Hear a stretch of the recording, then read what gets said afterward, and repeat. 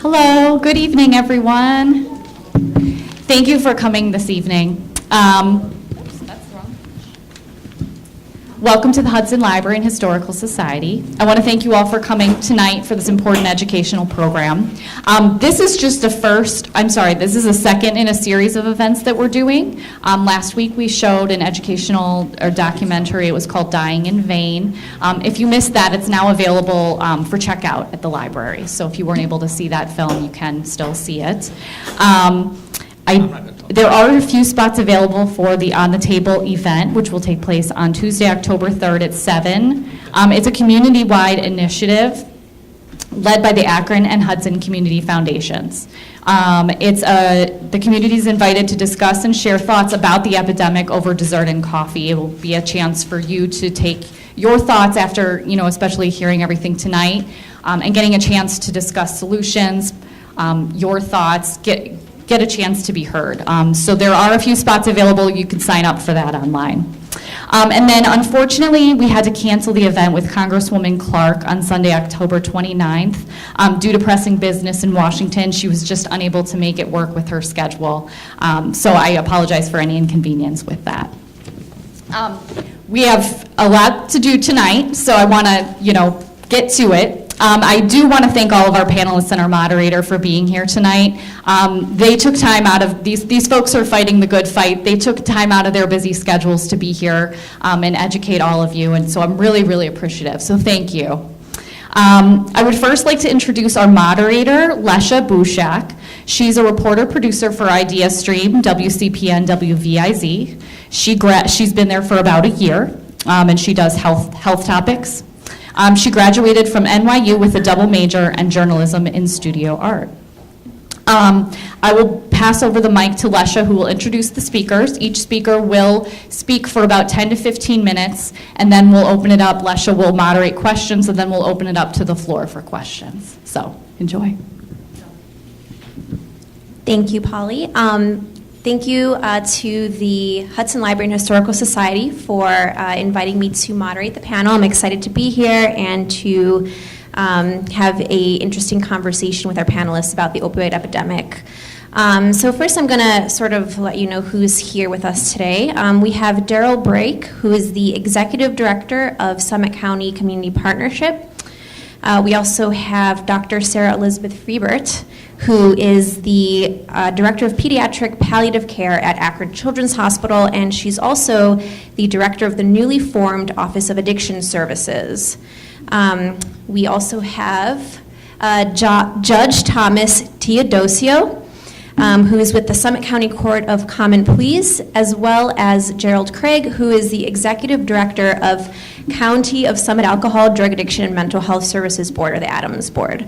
So I'm going to open it up to the panelists now to go ahead with their presentations, which will be a brief presentation per person. And if you're willing, before the presentation, if you don't mind kind of giving us sort of what's happening on the ground in your fields right now, kind of the work that you do directly with addressing the opioid crisis, and kind of give us a general sense of what you do before you go ahead with your presentation. So I don't know if Dr. Freibert would like to go first. I think I was nominated.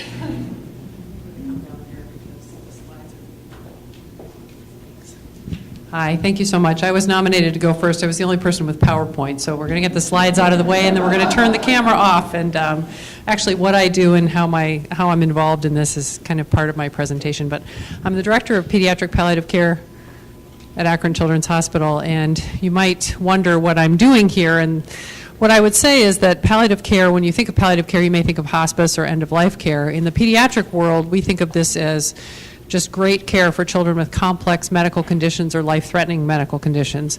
And I would submit to you that there's nothing more life-threatening facing our children and adolescents today than this particular epidemic, which is why I have sort of taken over this responsibility at Akron Children's Hospital.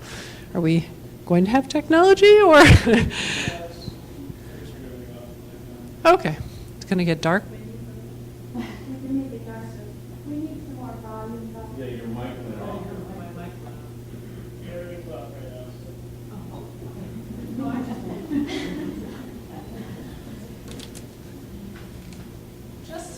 this does not count in my 15 minutes. You have a lot to say, so I'm going to talk really fast.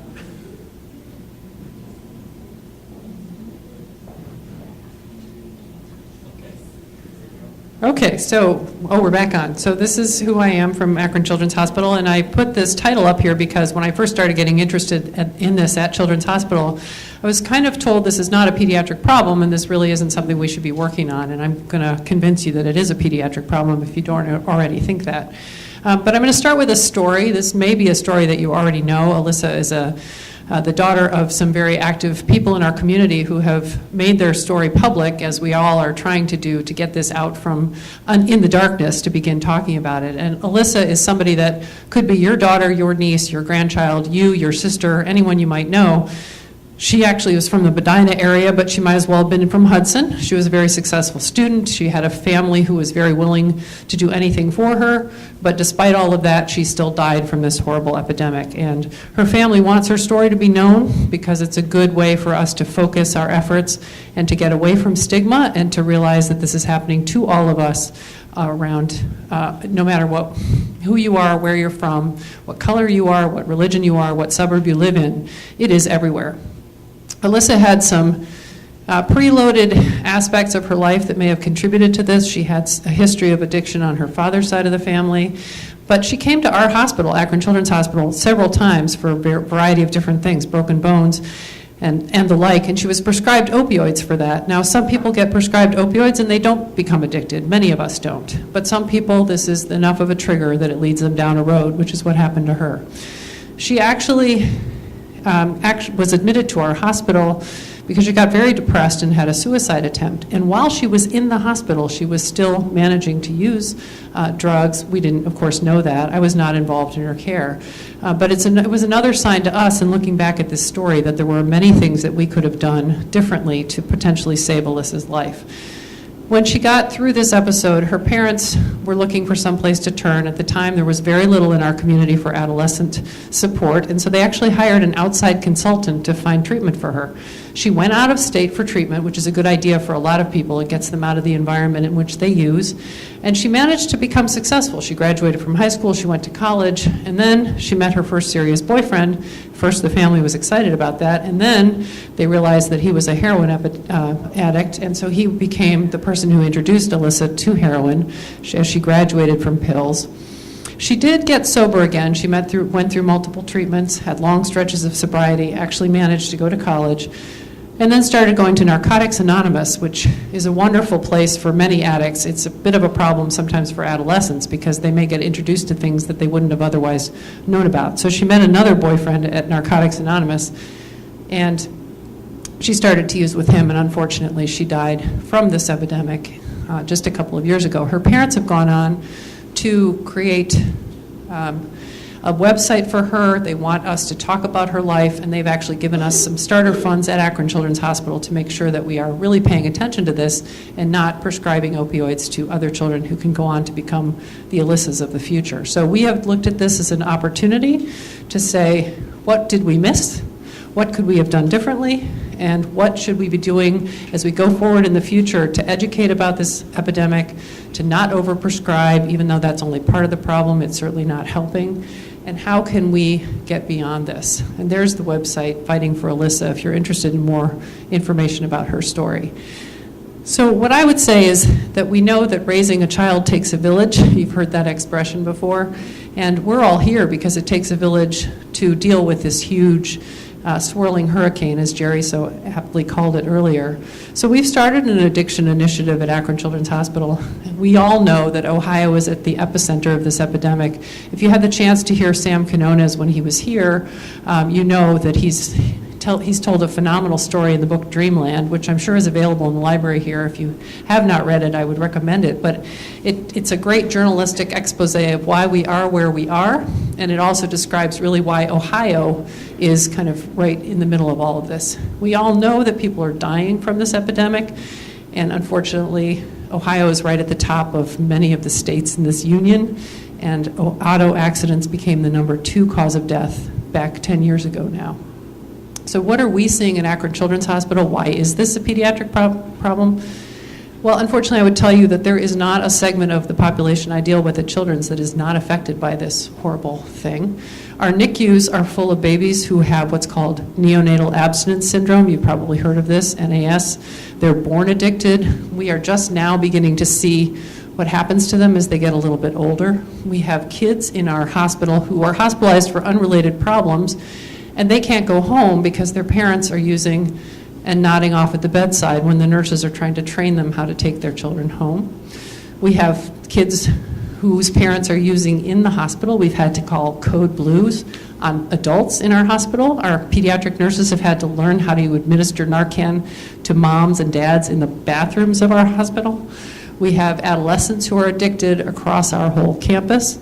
Our own employees are seeing these issues in themselves and their families. And we have a large home care company, nurses who go out into the homes and the communities and provide care, and nurses who are in the school districts in Akron, all of whom are seeing the addiction hitting at an innumerable number of ways. So there's, again, not a place in our organization that we have not faced this epidemic. So it is a pediatric problem. We know that adolescents are doing these things. I put some numbers up here, but you can summarize it by saying more kids are doing more things. And when I was told by a hospital administrator that this was not a pediatric problem, my answer was, you may think that when you look at the literature about heroin addiction and you see that it's really sort of 18 to 35 is the common demographic, my answer was, yes, but people don't wake up on the morning of their 18th birthday and stick a needle in their arm. This starts earlier.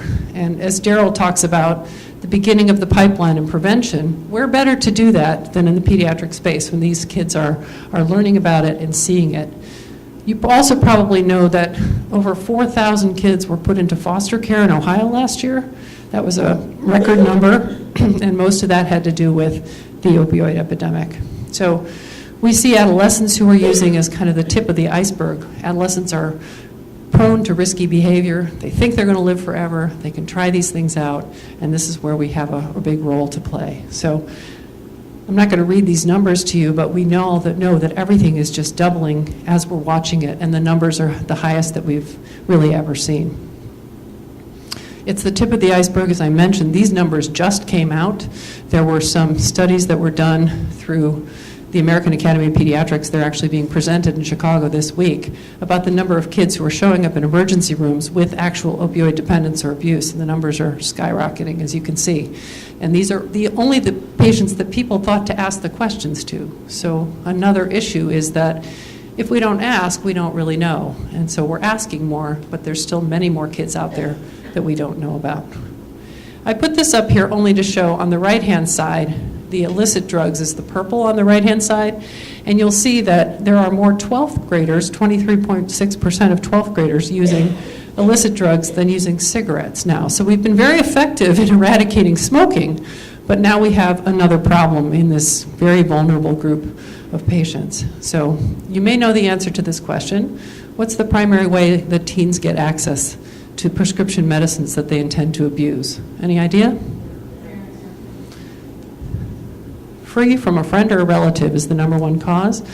Prescribed by a doctor is a higher number than we would like to see as well, and we're working on that. But you're absolutely right. It comes from medicine chests or friends or relatives or trying it out at a party.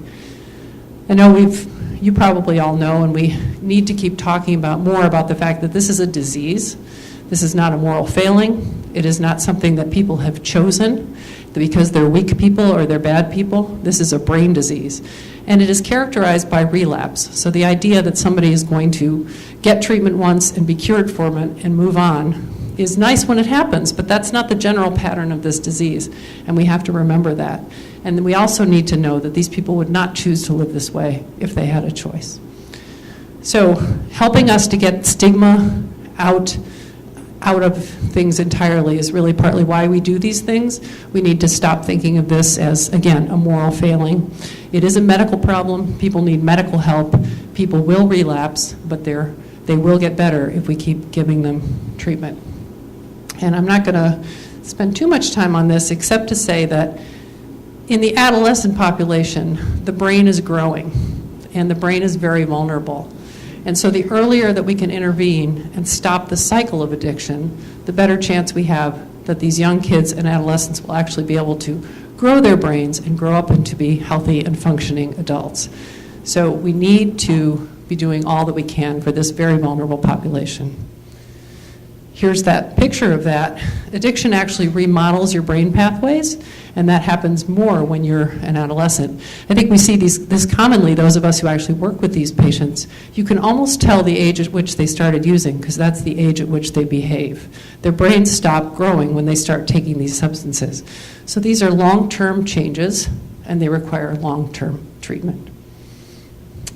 There are a lot of barriers to treatment. Jerry can tell you these better than I can. What I would say in my world is that adolescents are less likely to have appropriate coverage. It's sometimes harder for them to get the services that they need, which is why we're working the way that we are at Akron Children's in partnership with Jerry and his team at Summit County ADM Board to try to make sure there's more treatment available for adolescents. And the other thing for kids that makes it tough is that one of the best ways for people to get over this is to leave the environment that they use in, or that the people around them use in. But if you're a kid and your parents are using, that's hard to get away from. You can't just move off and start a new life somewhere. And so these kids are still around the triggers, they're still around the people, and they love the people who may have in fact introduced them to these issues. So I'm not gonna go over this in too much detail just in the interest of time, except to say we need new models of treatment that work for kids and adolescents. And we don't know the right answer. We don't know the cure yet, so we need to keep working. This is one of my favorite slides when I talk to the doctors I work with who think that they can tell addiction in an adolescent or think that they can tell addiction in their own children.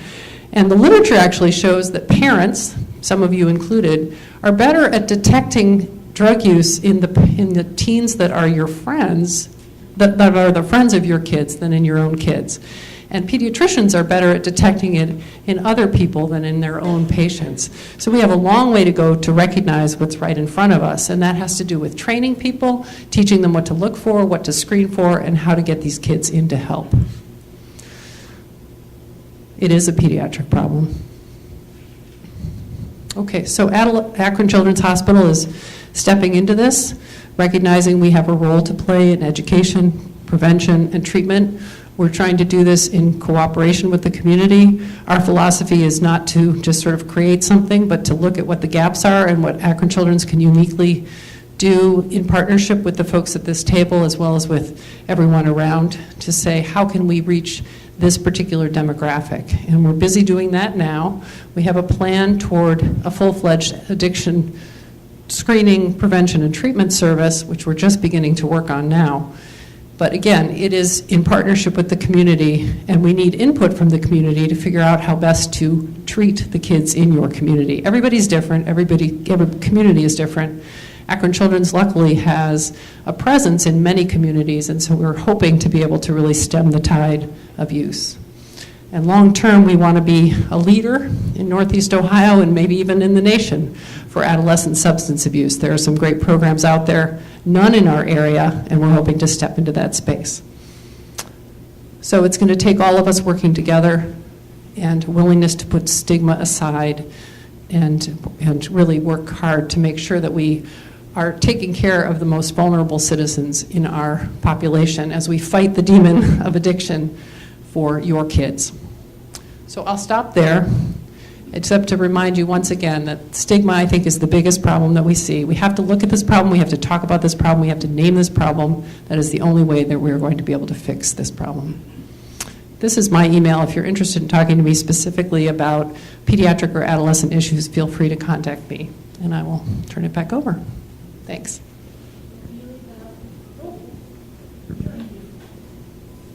Thank you, Dr. Freebert.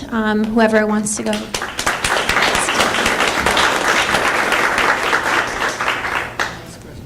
You want me to go? I can talk about Sure. reports. That's a tough act to follow, though. That was an excellent presentation. And I have no PowerPoint. So you're going to wake everybody back up after everybody sleep? No, everything she said, boy, I was just nodding my head. You had a lot of great answers there and identified the issues. I agree that the solution is fighting this battle with our youth. I'm Judge Tom Teodosio. For 10 years, I presided over the Summit County Drug Court. I was elected to the Court of Appeals in February, and I lost what was the most rewarding part of my job, presiding over that drug court. I love my new job, but I really do miss the interaction with those good people who came to court every week to fight this addiction. These are people who were lucky enough to get arrested. Boy, that sounds crazy, doesn't it? But I always would encourage the law enforcement officers who made the arrest of the individual that was before me to attend their graduation. Because believe it or not, every single one of them would turn to that officer and say, "Thank you, you saved my life." Think about that.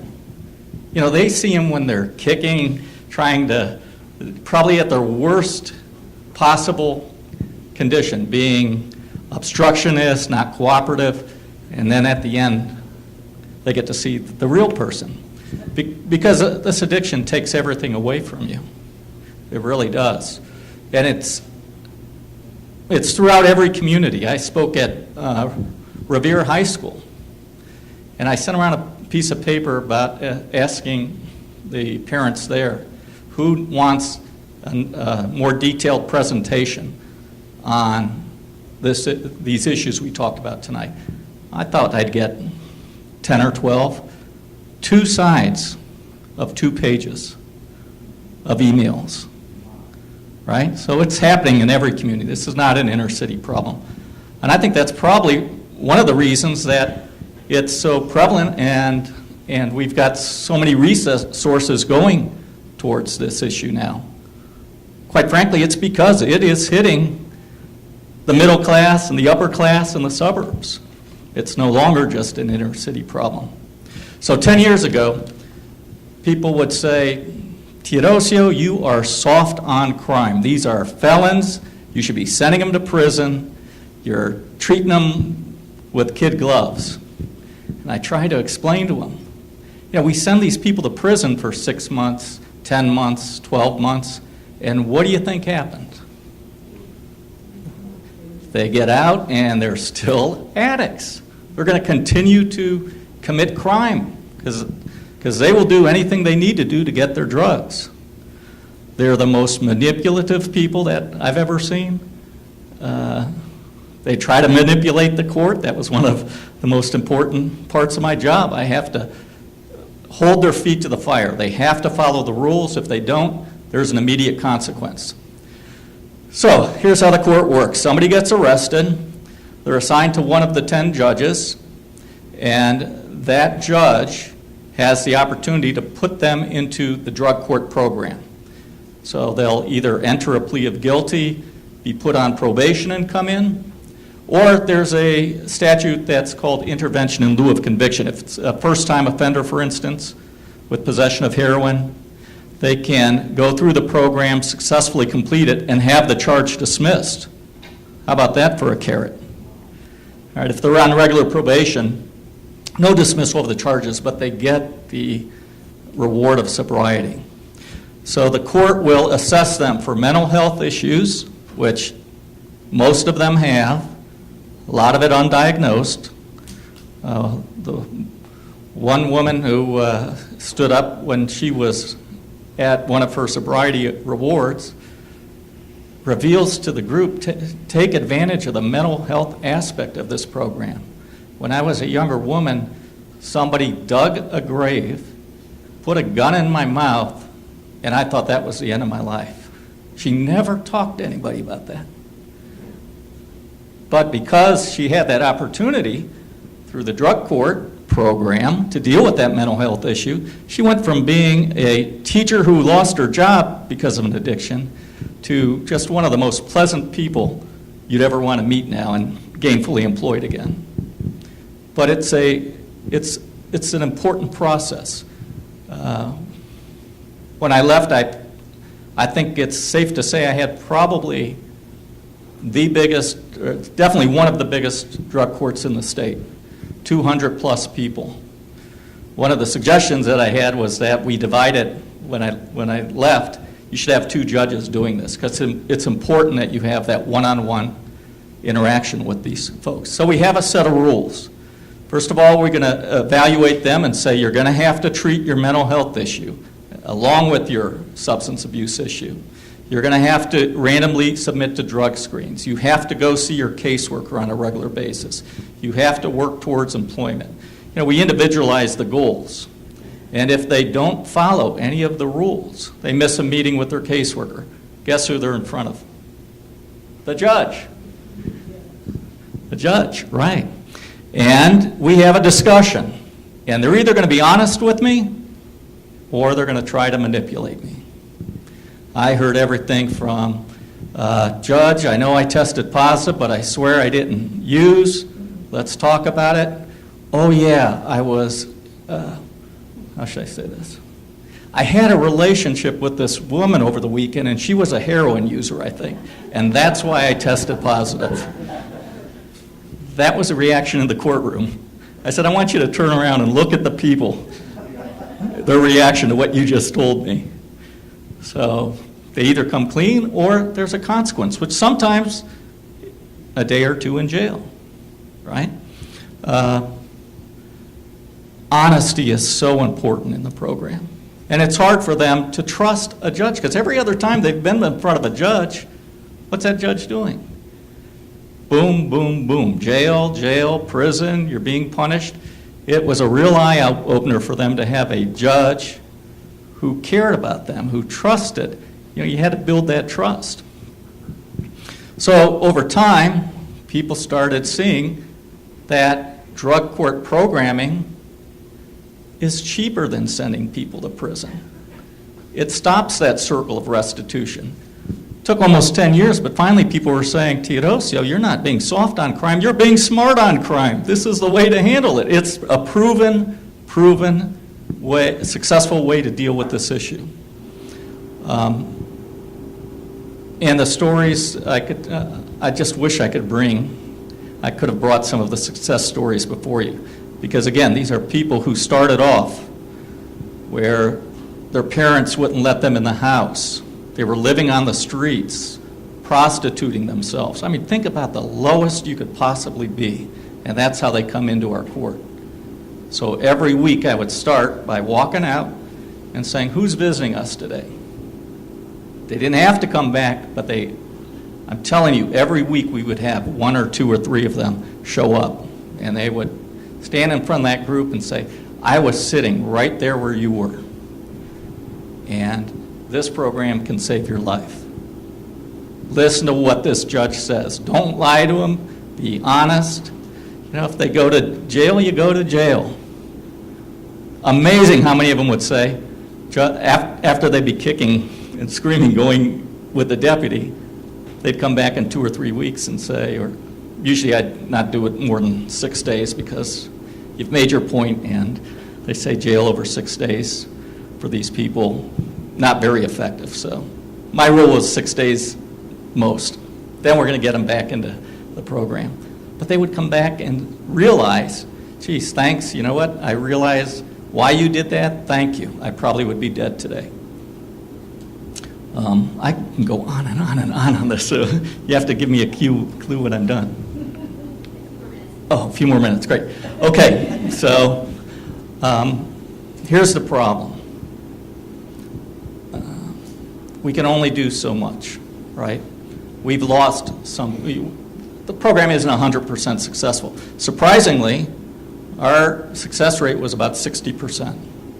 Now these aren't, the program, we didn't take people who just got stopped for, possession of cocaine, which, by the way, used to always see cocaine cases.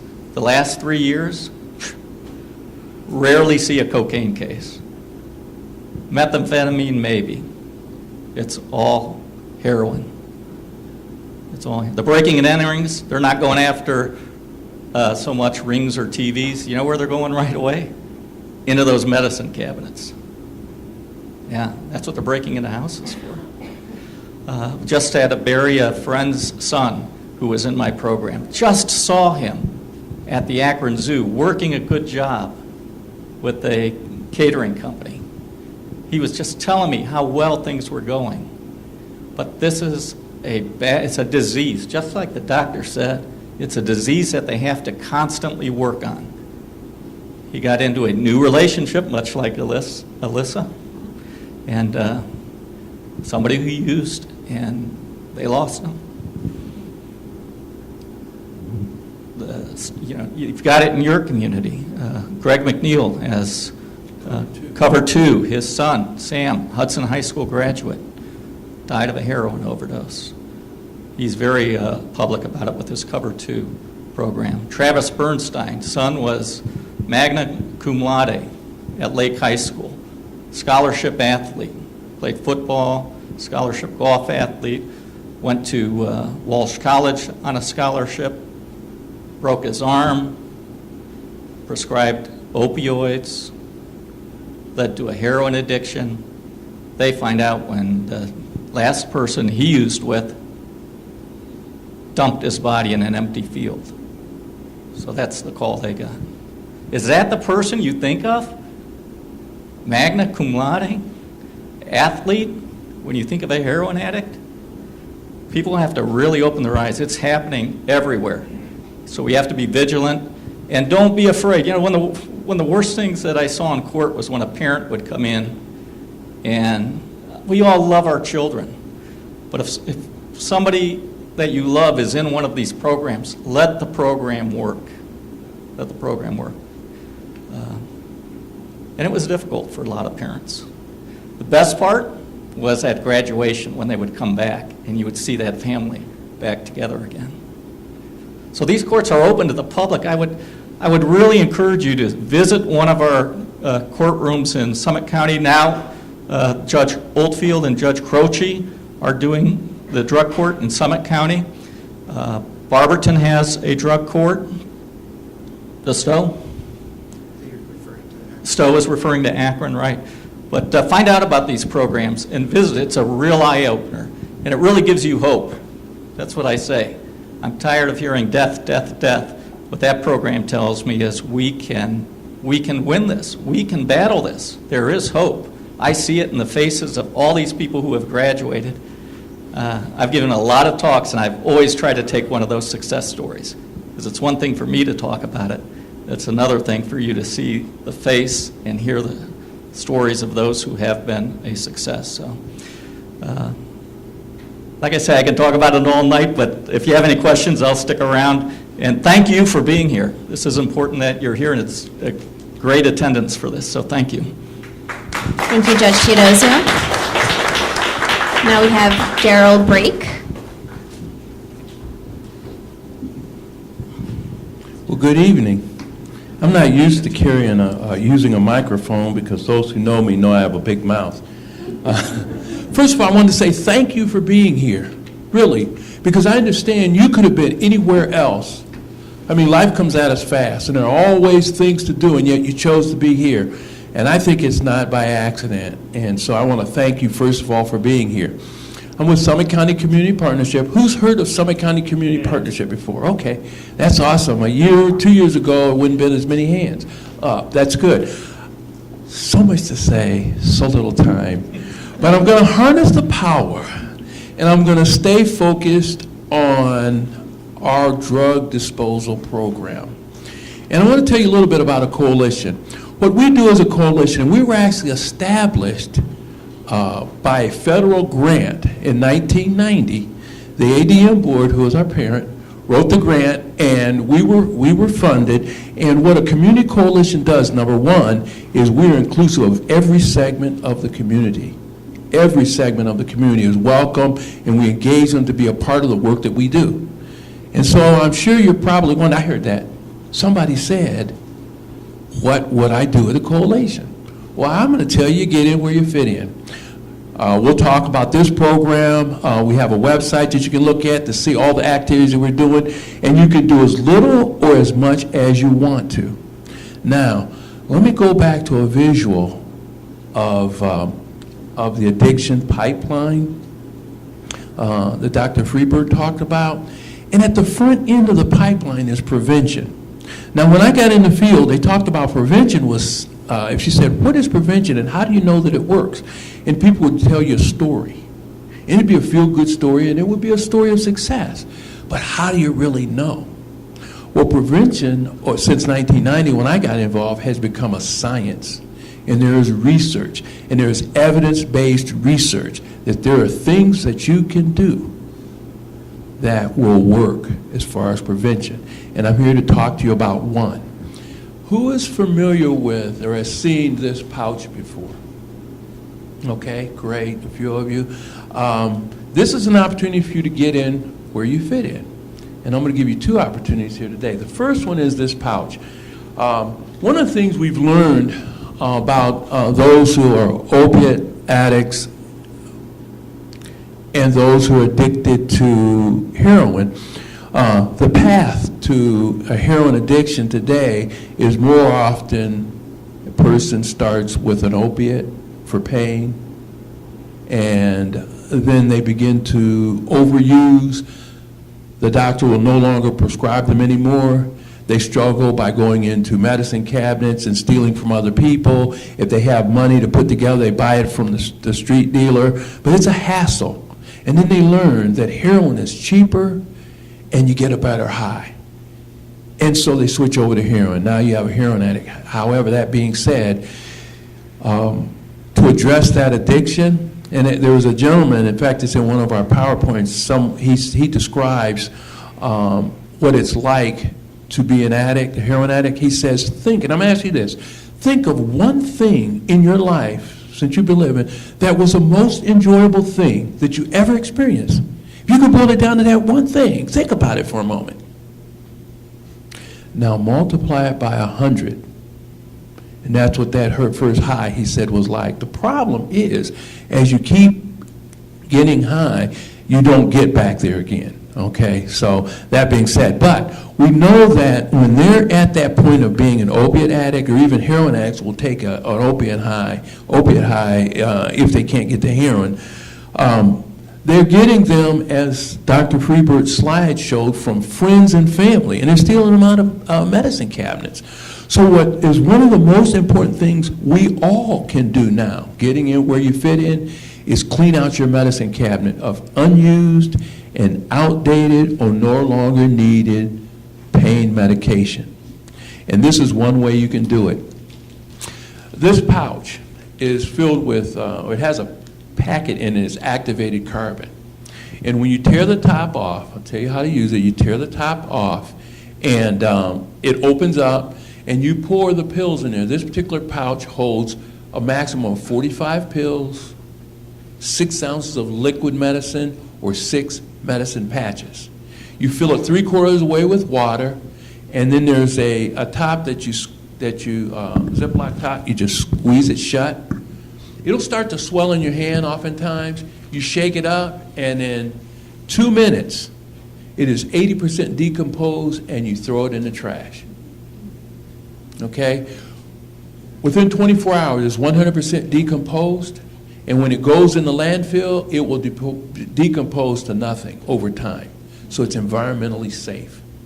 All right? So you clean out the medicine cabinets, what happens? They aren't able to get those medicines. Now, that's one way of looking at it. Another thing is our young people. That part of their development is that experimental phase where they try things. I remember, just a little side story, I remember when my oldest son, he was a middle schooler, and my wife would have the kids from the neighborhood come over and do these sleepovers, like Friday night. And I remember I'd come home at night and I'm thinking, I'm going to chill. And I'd walk on the porch and this giggling. It's like, oh no, another sleepover. One time I was laying in bed and there was something I'd been arguing and warring with my oldest son about. I don't remember the exact subject, but we were warring over that. And I heard his friend Billy tell him exactly, almost word for word what I said. And you know what Michael said? He said, oh yeah? And Billy said, oh yeah. And he believed him. So young people are experimenting and they're talking among themselves, and sometimes they get it right, sometimes they don't. But we want to reduce access for them as well, so they can't get to the pills. All right, so what happens when you use this, we ask that there's 3 questions on the, ask you to fill it out, and put a zip code in and turn it in. Mail it, postage paid, mail it back. It helps us to evaluate the program. We have 40,000 of these. We were given to us. We started this program August 31st of 2016. That was International Overdose Awareness Day. Okay, it's been a year, and it's been a phenomenal success. We've given away, well, it says 37. We actually given away 38,000 of these pouches. We have 40 partners that have helped us to give them away. Children's Hospital and their pharmacy is one. In fact, SUMA, Akron General Cleveland Clinic also. One thing that's important for you to know that Acme Fresh Market Pharmacy, they, with every opiate prescription, they will give them a small pouch like this, holds 15 pills, and they'll tell you, if you don't use all these opiates, dispose of them. They will also, for any citizen in Summit County, and you can go to Acme store and at the pharmacy and ask them for a pouch, and they will give you one. All right, so now you have your marching orders. There's a box of 400 pouches back there. I ask you to take one. Take one home and just go through your medicine cabinet. I hear it all the time. People say, you know something, I didn't realize I still had that one medication there. I push, pardon the pun, I push putting opiates in here because those 40,000, if used to capacity, will take 1.3 million pills off the streets of Summit County. So you have a big job to do. We have a big job to do. We can do it. Now, we also, just a little side thing, to create an environmental change, that being how people handle their medicines, it takes 3 to 5 years to do it. We're going to operate this program for 5 years.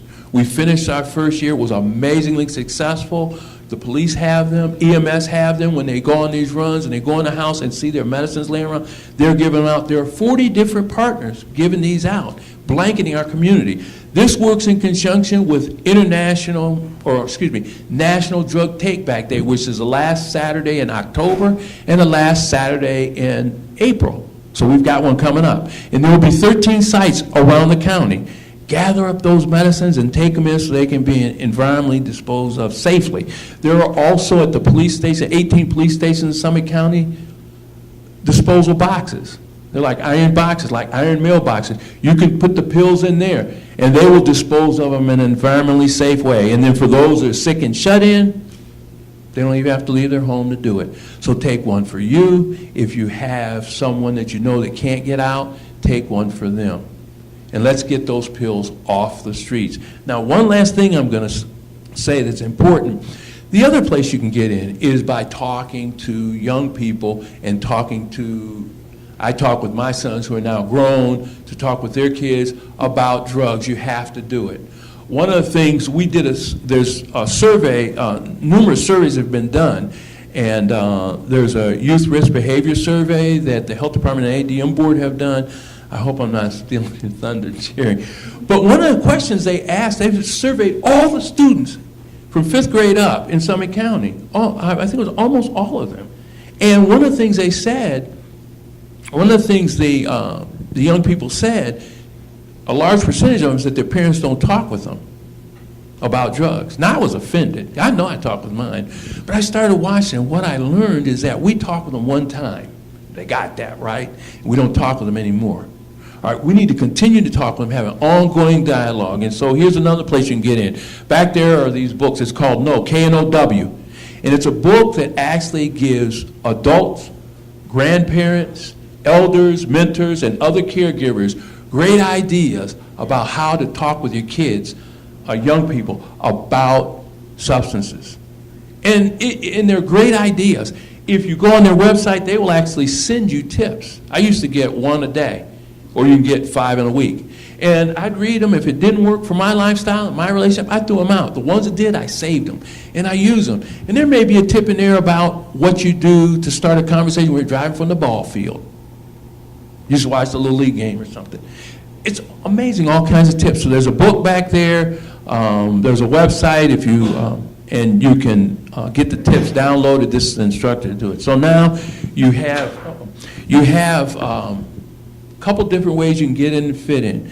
If that's not enough, go to our website, cpsummit.org, or if you see me afterward, I'll give you a card. Let's connect and let's talk about that and see how we can get involved to make our community safe. Thank you.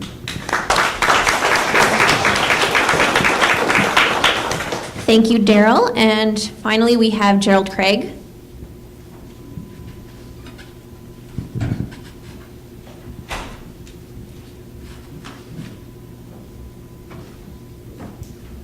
I'm bowing to peer pressure. I'm going to come up here and stand too. So, ADM board, who are we and what are we about? And I guess I'd like to start off by saying that, we track a lot of things. And one of the things that we track is overdoses, and one of the things that we track is deaths. But we track those things for two reasons. One is because we want to know how bad the problem is, or what the problem is, so that we can use that as motivation for how we move forward on it. But the other thing we want to look at is, are we making progress or not? So really, that's really the usefulness of these kinds of numbers. If I had to tell somebody what the ADM board represents, what I'd like to tell them is that it represents hope for the community, because God only knows there's enough in the media and everywhere else about how bad this problem is. And so what we want to do is we want to work with our community partners on ways that we can impact this problem and how we can involve the rest of the community. So the ADM board, our role is assessing community needs, and we do that in forums like this, where we have conversations both formally and informally. We have meetings with community partners, and I have a staff of 20 individuals who are involved in different parts of the community, the criminal justice system, with young people, with the schools, with other social service agencies. And so through the dialogue and the meetings that we attend, we learn a lot about what the problems are and how the problems that we're responsible for impact other parts of the community. So we know that mental health problems and addiction problems are really hand in hand. And so what our charge is to take that information. As we look at our community from 30,000-foot level, our job is, through contracts with agencies, to invest about $45 million in community funds, 80% of which, by the way, $32 million, are your local property tax levy funds that you entrust to us to invest in the community to create a continuum of services that will work efficiently and effectively to address the mental health and addiction needs of our Summit County residents. We do that through contracts with about 30 agencies, Daryl being one of them. He gets in to fit in.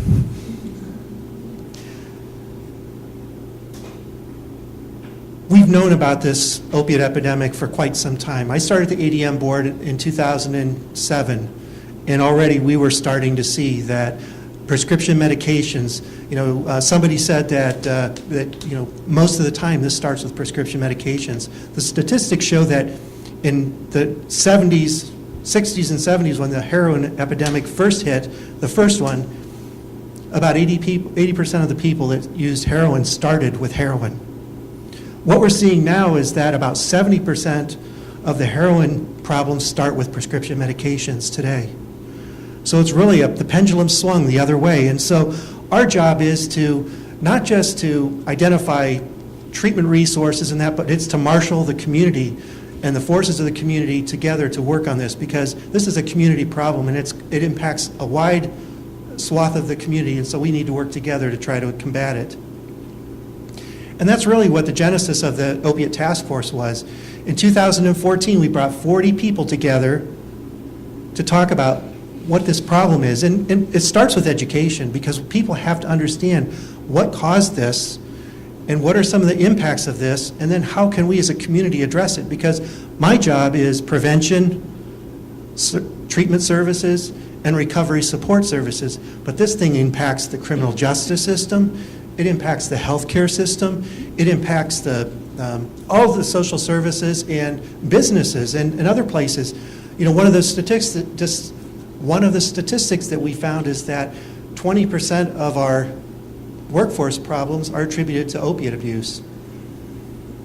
So it's having an impact on our businesses as well. So the Opiate Task Force really was an effort for us to marshal the community and a broad spectrum of individuals to come up with creative solutions to address that. And I have to say that working in Summit County has really been a pleasure, because we work well together. And we've been able to accomplish things that we might not otherwise have been able to accomplish. Summit County is often a pioneer in many things. The drug courts, we were some of the first drug courts in this state. You know, Judge Teodosio talked about the fact that their drug court is the largest in the state. That's true. That's true. And we have one in each of our municipal courts: Barberton, Stowe, Akron. So we have it covered pretty much. You know, probably 60% of the people who get into our treatment systems come through the criminal justice system. So, but I don't have any control over the criminal justice system, so we need to work with our partners in the criminal justice system to try to figure out ways that we can creatively address this problem. One of the other things that we have problems with is that we didn't have evidence-based treatment programs, or enough of them to meet the demand.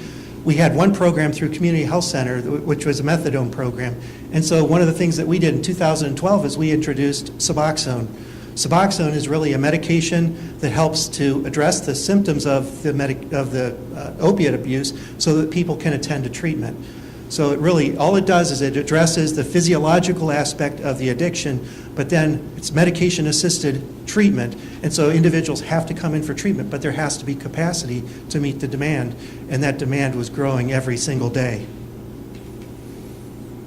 So we created 3 Suboxone pilots at SUMA. We had a Suboxone pilot at Community Health Center, and we did another one at Edwin Shaw through Akron General Cleveland Clinic. And through that, we've been able to grow that program, and now we have programs in probably 6 agencies across the agencies, across the county, I mean. The other thing that we're looking at is that, you know, in 2012, 2013, we're trying to lay the groundwork, and Daryl mentioned a little bit, he stole my thunder. We did the Youth Risk Behavior Survey, 19,000 middle school and high school kids in Summit County, and we focused on what are the risk behaviors that they engage in, and we were able to then, on a zip code level almost, we could hone in on where the problem spots were, and we use that for investing evidence-based prevention services in those communities to try to move the needle. We're now laying the groundwork with the superintendents from Summit County to do the Youth Risk Behavior Survey again next year. We do it every 5 years so that we can see whether or not we've moved the needle, or if the problem areas have moved, so that we can, again, be strategic in how we invest those funds. One of the things that happened in 2014 was that Medicaid expansion occurred. And, you know, the ADM board is the safety net. We provide insurance coverage for people that don't have other types of insurance, and we could pay for treatment services. But when a lot of people enrolled in Medicaid, then that freed up all the dollars that we use for safety net services that we could invest in other types of treatment. So we were able to invest in recovery housing, for example, peer support. These are people with lived experiences who can use their journey, life experience of journey through addiction, and they can help other people, because it's really about telling people it's possible to recover. Because when you're coming out of the other end of your addiction, all you're looking at is all those things in your life that happened during your addiction, or maybe that caused your addiction, that you've blunted with your self-medication, if you will. And so we have to help people, because stress is another relapse trigger. And if we can help people through their journey to show them that it's possible to overcome some of those secondary sanctions, you know, child support, I've got a felony conviction, how am I ever going to get a job? I can't get my driver's license, how am I going to get to my appointments? All of those things are surmountable. And what we need to do is work with them. And so we use people who have lived experience, 2 or 3 years of recovery, and they can walk with them as they've experienced that. And those are really effective tools that we use through the recovery courts to help people as they start getting out of that fog of addiction and start feeling things that they haven't felt, or dealing with things that they haven't dealt with. One of the other things that the ADM board really focuses on is access. You know, through all of the different community events I go to, and I talk with parents, and many of them say, well, when I found out that my son had a problem, I didn't know where to go. I didn't know what to do. And I said, well, you know, we've got a great website. We have all kinds of information that we can give you in writing and all that. And they said, we still don't know what to do. I don't know, by looking at that, what my son needs or my daughter needs. And so we try to simplify things. So this year we kicked off our addiction helpline. The addiction helpline is one number. It's 940-1133. It's on the front of this handout that we have. And what happens if when you answer that telephone call, they'll ask you a couple questions. They'll say, where do you live? What kind of insurance do you have, if any at all? And what's the nature of your problem? And they'll be able to direct that person through a third-party call to a provider that can meet your needs. What we've been able to accomplish through that is that where it used to take 45 days to get somebody into treatment, now we've reduced that to 8 days. So we can now help people get into treatment. And now what we've done is with some Cures Act funding that we got through the federal government, we've been able to take recovery coaches as system navigators. And what they'll do is they'll circle back around and say, I know that you don't have an appointment for 8 days, but I can connect with you and I can help you make it to that appointment so that you know that there's hope and that I'm here with you and you don't have to do this alone. And so we've been able to more and more successfully get people engaged in services. So not only do they make that appointment, but they're actually arriving at that appointment and they're getting treatment. It's been a real problem getting people into treatment. We had the carfentanil hit the community last year. That's the elephant tranquilizer that killed so many people and created such an uproar with overdoses. And there was a bum rush on our services. We had 10-day wait for detox services. We increased the capacity of our detox by 10 beds, and that has allowed us then to reduce our wait from 10 days now to 0 to 1 day. We've purchased 25 additional residential treatment beds because we've known that there's a huge demand and a huge wait for services. And would you believe that in spite of the fact that we have 25 more additional beds, we haven't impacted that wait list at all? We have probably 45 to 60-day wait for residential treatment if you're a male, and that's where most of our demand is. Probably 2/3 of the folks that we see in our system are male. We also have made an investment in recovery housing. So we put people, and somebody asked this question before, it's like, how do you work through the system and make sure that you don't create bottlenecks within the system? And it's really something we have to do very intentionally. If you have too much service on this end, people get bogged down through that pipeline. And so our job is to make that system flow as best as we can. And one of the big barriers that I'm hearing from parents is, my son gets out of treatment, and then what happens? Where do we put him? Where does he go? There's no place for them to go, and we don't want them to go back into that same environment. And so part of what we've put together is what we call recovery housing. This is housing that's staffed, that has usually somebody with lived experience, but with some structured programming in order to help that person regain the structure. Their lives are chaotic before they come into treatment, and they really push back against the structure, but they really need it. And that's what they tell us as they come out of treatment and as they start to see a sustained recovery is, I didn't like the structure that you provided, but it was something I'm really thankful for now. The other thing that we've heard about from families is that families don't know where to turn. Families are embarrassed. Families are ashamed. They feel stigma. They feel as though there's something that they did wrong. And so we wanted to make sure that there was an opportunity for families to get the support that they need. Not just this emotional support that they need, but also help from within the system to how do you talk to your loved one who has an addiction in a way that's going to lead them be more likely to lead them into treatment. And so we have a program called CRAFT, that's Community Reinforcement and Family Training, where it teaches family members how to engage with their individual loved ones in a way that's going to potentially help them to see the benefits of treatment and stop some of the interactions that might be more destructive. And then the last piece, and this is something that our opiate task force recognized the need for, is sober supports for young people. Dr. Freebert talks about the fact that, young people, they'll get into treatment, they'll be out of treatment, but there's not really a good system. I don't want to be, if I'm 18 or 20 years old, do I want to go sit with a bunch of 60-year-old men in a 12-step program? Probably not. And so what we need is to develop some age-appropriate recovery support services that will offer to them something that will help them with the fellowship aspect of things and also with the kinds of support that they need. So there's a group called Young People in Recovery that's just getting together, has been working together for about 90 days or so to develop resources and to say, this is what we think we need. Meeting with some folks from Hoban and from some of the other schools around the county to look at bringing young people in as advisors so that they can tell us what they need. Because like Daryl said with that young man that talked to his son, sometimes people are more likely to listen to their peers than they are to listen to us as adults. And so this is what, sort of informs some of the interventions that we're doing in Summit County.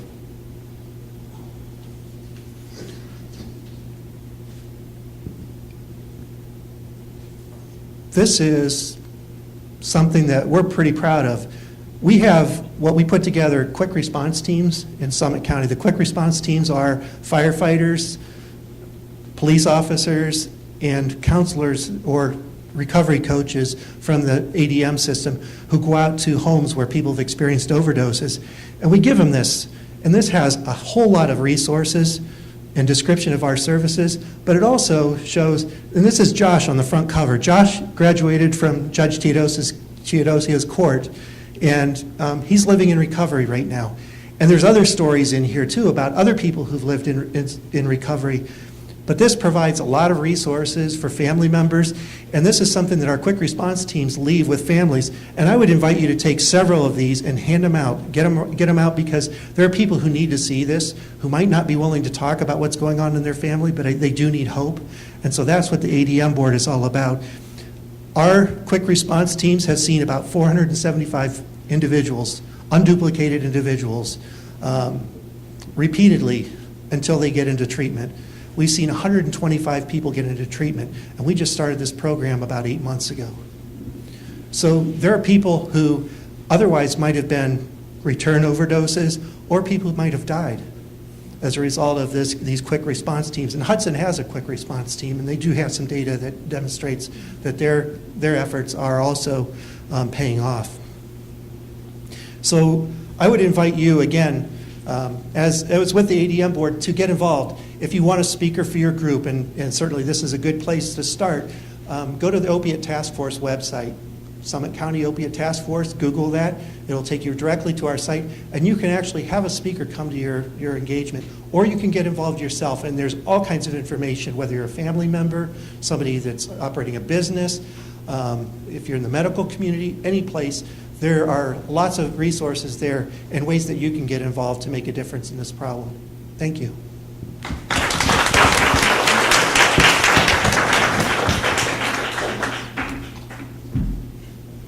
Thank you, Gerald, and thank you, everyone, for your presentations. We have about an hour left, so in about half an hour, 40 minutes, I'm going to open up the floor to audience questions, so start thinking of your questions now. And I have a couple questions for the panelists. Dr. Freebird, I'm curious about alternative pain management options. It seems like a lot of times these young kids who are getting hooked at an early age, it happens because their first entry point is because they have an oral surgery or they have, an athletic injury that happens and they get prescribed opioids.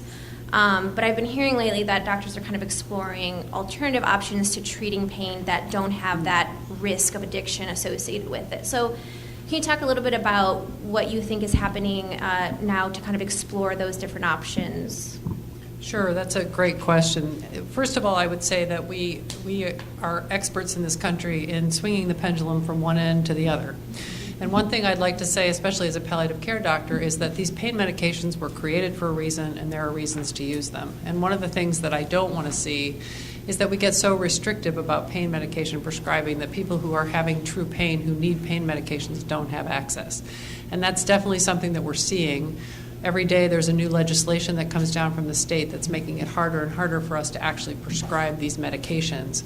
And that's important so that we're not releasing them to people who shouldn't have them, but we also need to be very careful that if you have cancer and you're in severe pain, that I can actually give you a prescription for your issue. So I just want to make that point. I think that the overprescribing issue that was mentioned is certainly part of the problem. It's not the whole problem. And there are plenty of people who can take Percocet and they do just fine. There are people who take it, they don't like the way it makes them feel. They take one and they throw the rest of the way, hopefully in one of Daryl's pouches. And then there are other people who take one and that's it, and we really don't understand why that happens. So the focus on overprescribing is to focus on appropriate prescribing. In some ways, doctors were put into this role by the whole focus on no pain. For a long time, the Joint Commission and all of the accreditation bodies in the United States had this big campaign about no pain. Even today, as a physician, the reviews that I get from patients and the surveys that go out to you after you've been in a patient care environment will ask you, was your pain appropriately managed? And there are actually physicians whose compensation depends on getting good answers to those questions. So a lot of times people are handing out pain medications, A, because they know that patients want them and they're going to be rated that way, or B, because it's actually faster and easier to give you a prescription for a pain medicine than to sit down and understand what's your pain coming from and what other strategies can we use to take care of it. And our healthcare system right now does not appropriately reimburse me to sit down and have a conversation with you, but it will pay me to spend 5 minutes to write a prescription. So I know these are not exactly what you asked for, but I think this is all playing into this mess that we're in right now. The other part of the mess is that doctors need to be educated that if you go get your wisdom teeth pulled out, you don't need 60 Percocet to get over that, right? You might need 3, but you don't need 60. So the right number of the right medication is part of it. And then to your point, there are a number of other pain medications that are out there. There are a number of other strategies that are out there, particularly for people with chronic pain. We now know that opioids are actually not the drug of choice for people with chronic pain, and that we can make the situation worse by putting people on opioids or narcotics or those types of medications if you've had chronic back pain or another type of chronic pain.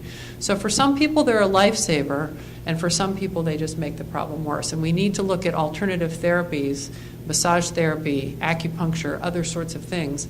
Part of the issue with that is we don't have the evidence behind it, and we don't have insurance coverage to pay for it. So I can easily get you insurance coverage to pay for your 60 Percocet. I can't so easily get you insurance coverage to pay for other things. So it's a multifactorial problem that often leaves me with my hands tied. And if I'm a busy physician in an office practice and I have to see 60 patients in one day, it's a lot faster for me to write a prescription.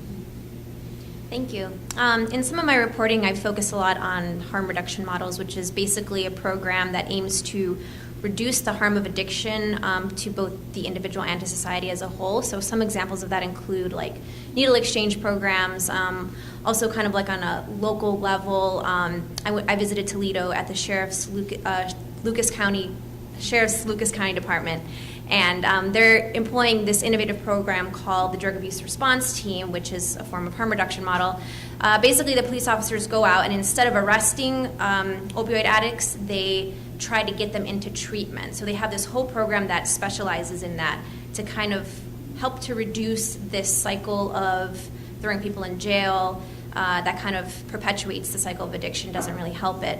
So maybe Judge Teodosio, if you want to kind of comment on this idea of the harm reduction model, or anyone else can also pitch in. I'm kind of curious to hear your thoughts on how this can be expanded. I guess the DART team is going to be expanding in Ohio to other departments, but I'm curious to hear your thoughts on how this kind of idea can be used to kind of create a paradigm shift, I guess, in our country. In Portugal, I know that their drug policy actually is pretty innovative. They basically decriminalized all drugs, but they also started this national program where drug addicts would not be arrested and they would just be kind of funneled into treatment. And it's actually been very successful. The drug abuse rates have gone down significantly. They had a huge heroin epidemic, and that went down a lot over the past 15 years since they started in 2001. So I'm kind of curious to hear your thoughts on whether this can be effective on a local level, but also maybe on a national level in the U.S. Is that something that we can even think about as a possibility? Well, I think, yes, it can be successful, and I think what Jerry said, the work of the Opiate Task Force, is actually advancing some of those ideas. The fact that when somebody overdoses, we have a police officer, a recovery coach, a paramedic, I think it is, a team goes and checks up on them and follows up and says, are you okay? I know Lodi and a number of police departments have a program where you can approach the police department with your drugs, turn them in, and you won't get charged. and they will help you get treatment and find treatment locally and nationally to get you in those programs. How many of you have heard of the Dawn Kits? Dawn Kits are extremely valuable for anybody who has a loved one who's suffering from addiction. It's a needle, well, it's not a needle, it's a syringe, that's what I'm thinking of. A syringe with a nasal cap on it. So if you were to walk into a house and see one of your loved ones or their friends turning blue from a heroin overdose, you simply spray the Narcan in their nasal cavity, and it will temporarily reverse the effects of that overdose. Now, the key there is temporary. Temporarily, meaning you still have to call 911 and get them medical attention. Our county is giving those kits away for free to anybody who wants one. Department of Health and Edwin Shaw are two of the locations you can get them. Everybody who has a concern should have those available to them. Police departments are starting to carry Narcan. And we continue to, I think, expand drug courts. I know we have national conferences on those to continue to look for ways to be innovative to do everything we can to win this battle. Did I miss anything, Jerry, as far as the programs that the Opiate Task Force is doing? Well, one of the things that Summit County Public Health is doing is they're doing a needle exchange program. And part of that needle exchange program is an effort, first of all, to combat the risk associated with any kind of opportunistic disease that somebody from sharing dirty needles will have. But it's also an opportunity to start engaging somebody in a dialogue, a trusted dialogue, because these folks who come in, they don't give their names, they don't do anything other than bring their old needles and exchange them for new needles. And then we offer them the opportunity to be tested for hepatitis or HIV or anything else, because there's nothing worse than having to deal with yet another impact from your untreated addiction when you're finally in recovery. The other part of it is that it's an opportunity for us to start engaging people into treatment. We're also looking at the possibility of using fentanyl strips where individuals, part of the problem right now with the supply that's on the street is it's adulterated with fentanyl, which is about 100 times more potent than heroin. So, if you think you're taking heroin and you get something that's 100 times more potent, then you're likely to be at risk for overdose, and that's a harm reduction strategy. And what's important about that is that you can take that fentanyl strip and you can test whatever you're going to use, and if it tests positive for fentanyl, maybe you'll be a little bit easier on yourself, and that's going to reduce the risk of overdose. Again, another opportunity for us to build a dialogue with somebody that might lead them to treatment. And so a lot of our Dawn kits, our use of Narcan by first responders, all of those things are to allow us the opportunity to get somebody to live yet another day so that we can help to get them into treatment.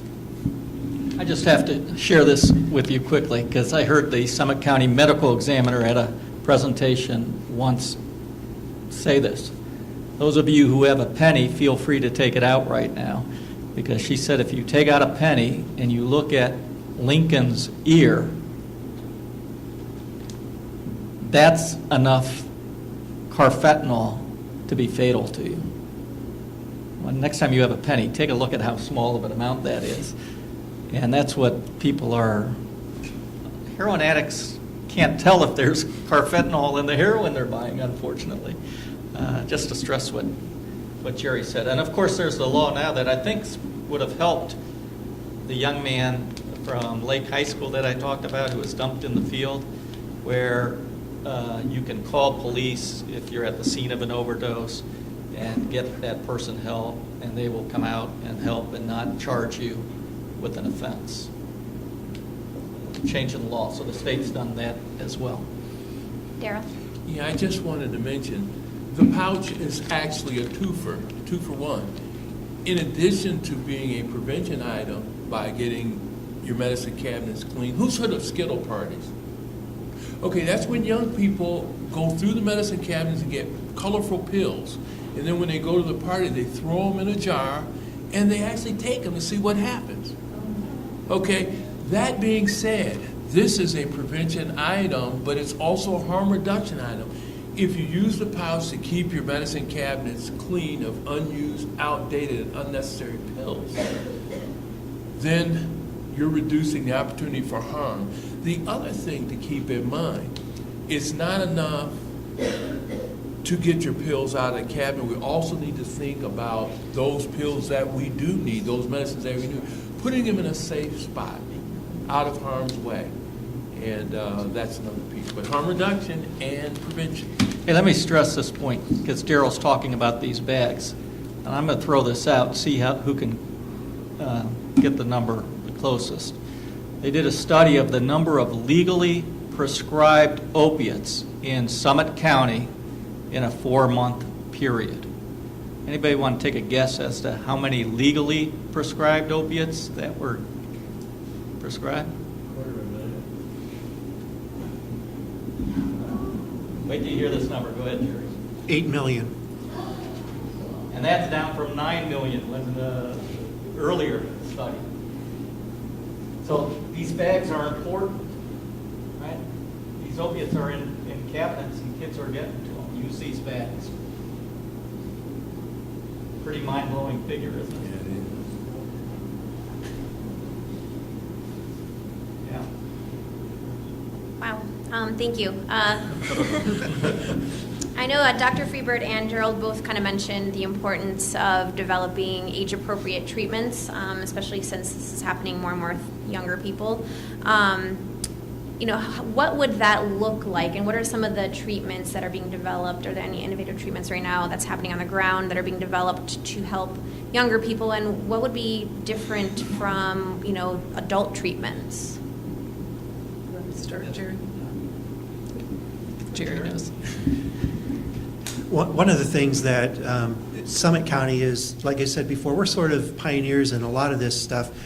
One of the struggles that we had with young people is we found that there were young people in withdrawal and there were no resources for them to go to get detox. And so one of the things that we did in Summit County is we have an outpatient adolescent detoxification program where somebody will go and they'll get medication treatment for their detox, go home during the evenings, but come back every day for treatment programming. And that was something that really filled a gap and a need. In the past, what's happened is when we have somebody with a complicating medical condition who needs detox from an opiate of some sort, we have had to go all the way up into Cleveland sometimes just to get the right type of treatment for those folks. So, this is not something that it's not something that we encounter a lot with young people, although Community Health Center, when they develop their adolescent treatment program, it's really about getting treatment with your peers. And the influence of your peers, sometimes younger peers, can be a lot more healthy than it is when you're mixing populations with people you don't even relate to, who have different kinds of problems that you can't even relate to. So some of the treatment is all about having people that are sharing that lived experience with you so that you can benefit from the resources and the skills that they're developing and how you apply them to your everyday life in a way that they can really relate to. One of the reasons that we're expanding our programming at Children's is that in addition to the innovative program that Jerry described, we have kids who come to Children's from all over the state. And so it works well when they live in Summit County and they can connect to those programs. But when they live in Worcester or they live in Tuscarawas County or they live in Youngstown, we still are challenged with how to send them home to a safety net. And that's really where some of the innovation is coming, to recognize that we can't pop up a treatment center in every community where these kids live. I think some of the differences that you're alluding to, first of all, really a family treatment model is key. And much of the programming that we need to develop is around having the entire family participate in the recovery of that child. The child is sometimes the only person in the family who has a problem, but that's rare, right? And so really looking at models that involve the entire family. The other thing is education, and sober high schools are kind of popping up around the country, and sober colleges. OSU has sober dorms. Akron U is looking into that as well. So making safe places for kids to do their jobs, which at their age is to go to school, right, to go to school in a safe place where they're not meeting triggers every day. And I think we've been talking a little bit about sober high schools and some educational initiatives that we could do in the Akron area to also make it safe for kids. That's where they spend a good part of their day and where they interact with peers. I think a big part of this is that we have to make sobriety cool.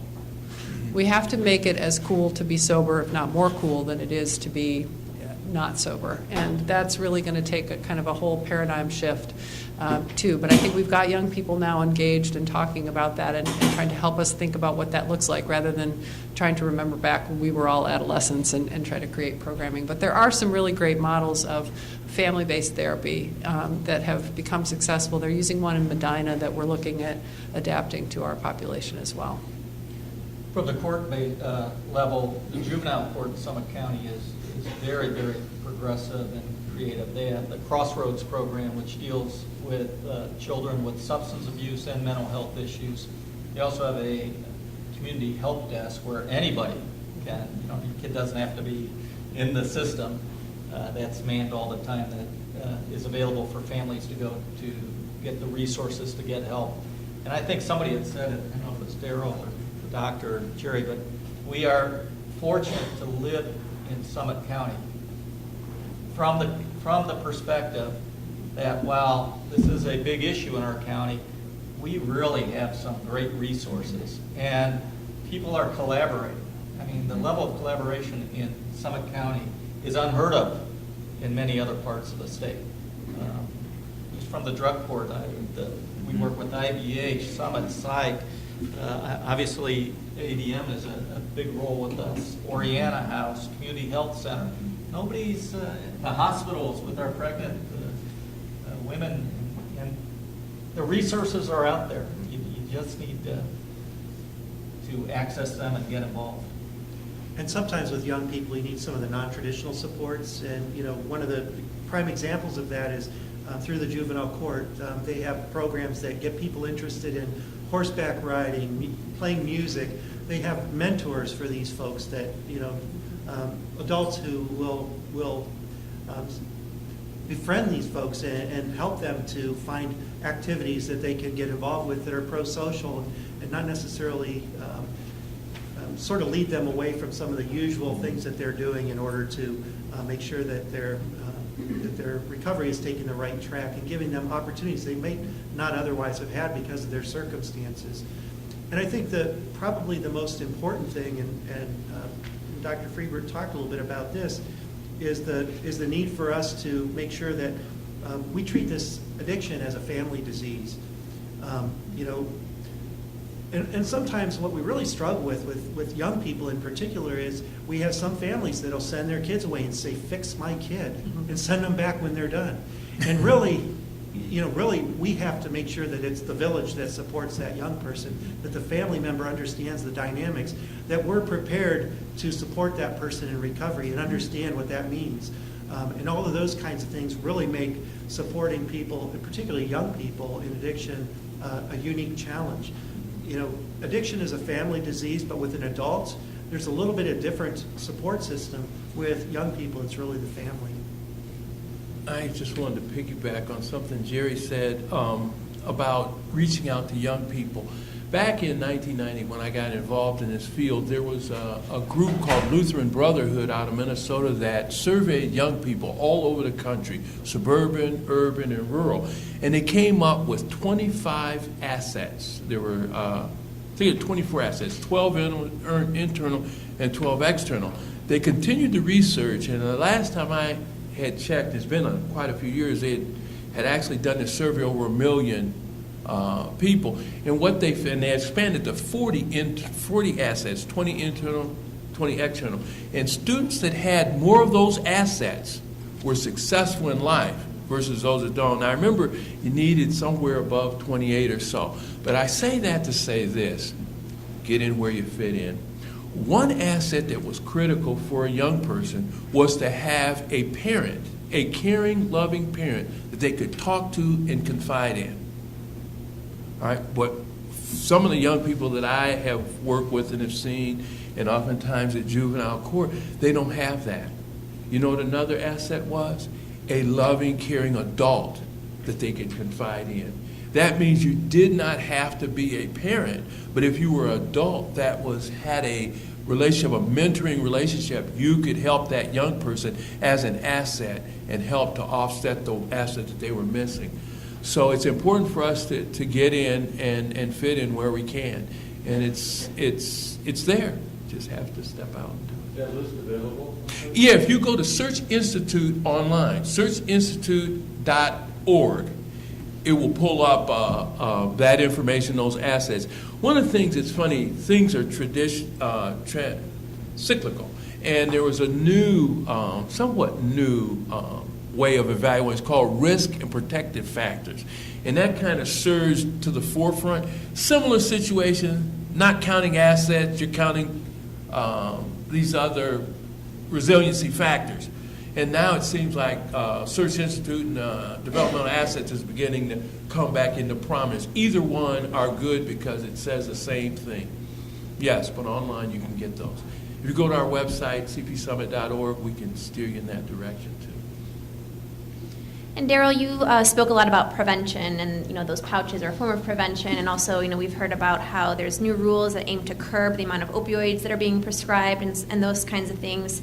What's the importance of focusing on preventive measures? Are there any other kind of programs similar to those pouches being given out that's happening to kind of contribute to that? And what's the importance of focusing on prevention as a way to kind of nip this in the bud? Well, there are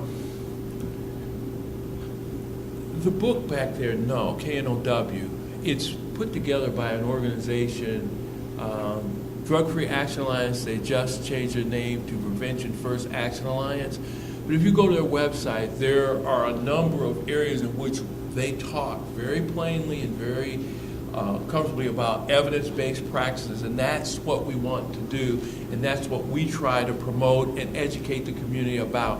And here's an example.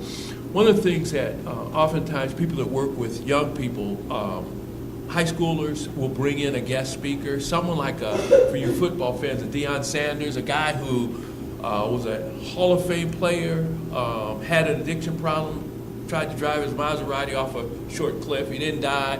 He went into treatment. He recovered. Now he's on NFL Today. Very successful person, and he's sober. You can't, if you understand prevention, you can't bring him in and speak to a group of middle schools, because the message that they hear and the message the senior hears is very different. That young person hears, I he can lived drive a my while. Maserati off the That's cliff right. and I'll be okay. I'll be on TV. Exactly right. Exactly right. So that's why it's important to go to the websites to understand and work for evidence-based prevention practices, and they're out there, and that's what I would recommend.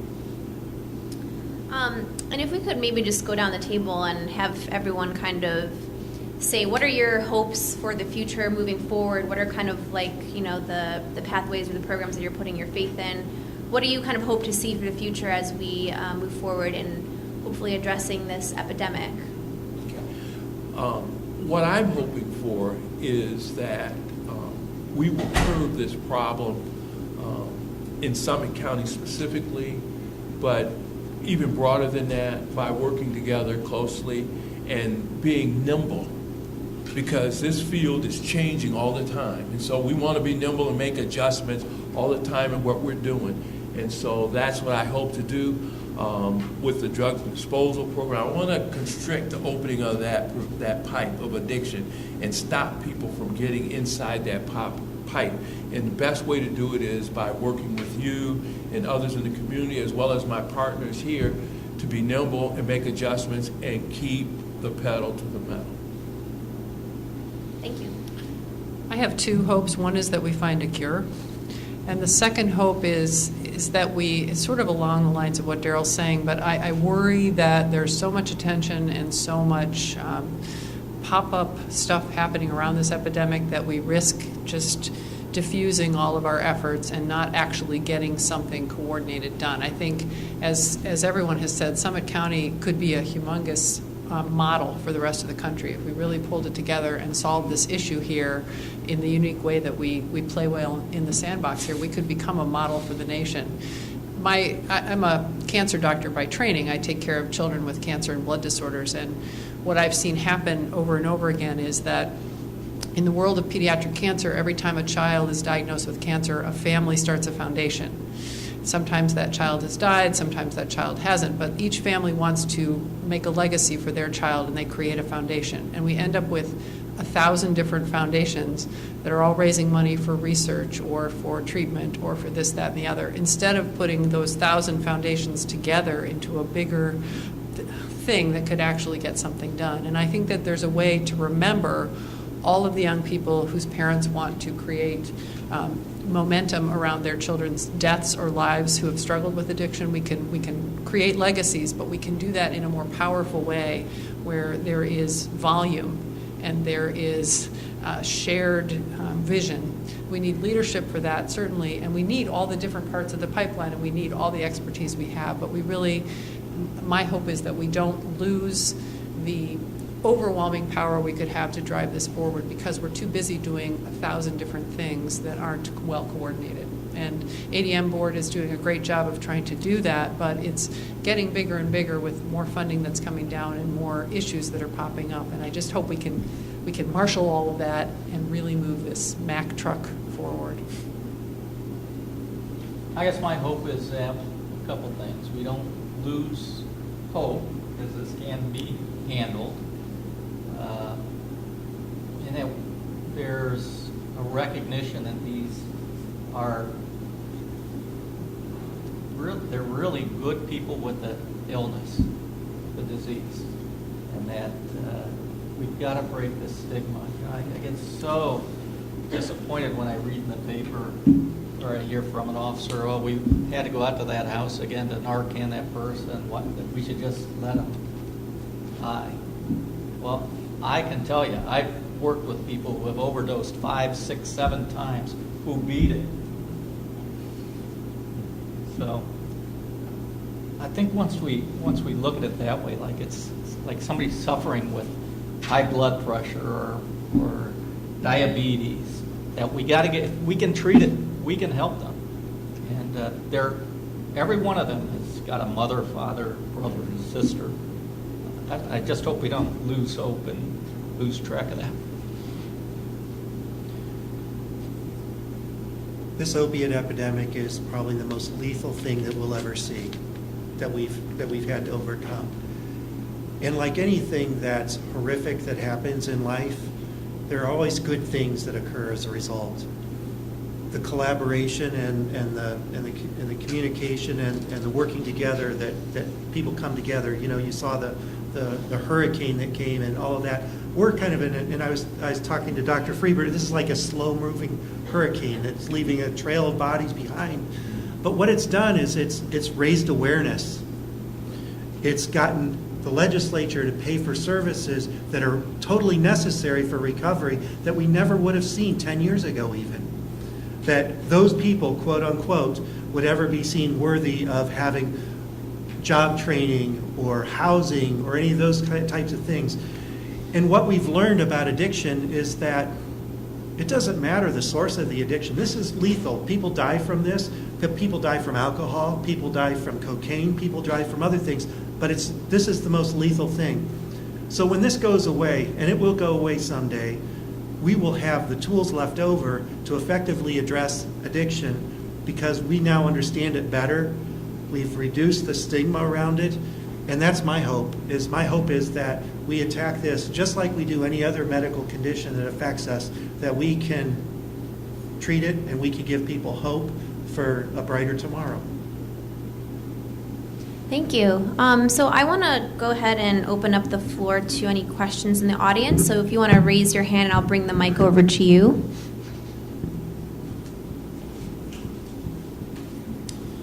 Dr. Freebert, you spoke of cancers and serious blood disorders. Is there any proven linkage or predisposition to someone who has a history of heroin use, say, to being more at risk for attracting a serious blood disorder or cancers or anything of that nature, other serious illnesses?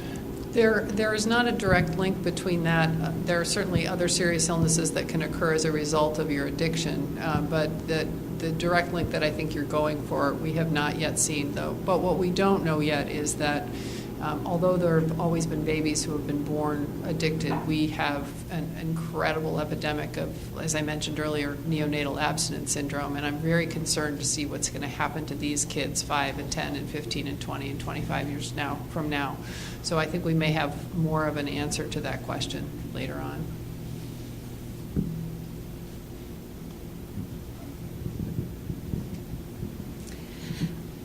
As we know, we are here in Akron is the home of AA.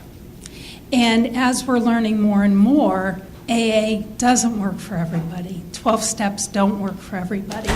How is the court system incorporating things like smart recovery, life ring, refuge recovery, 12-step Buddhist meetings in their requirements for court? Well, I always had those resources available in the courtroom. So if somebody did not fit into AA, I would provide them with those sorts of resources, the internet sites, and the other options that they would have.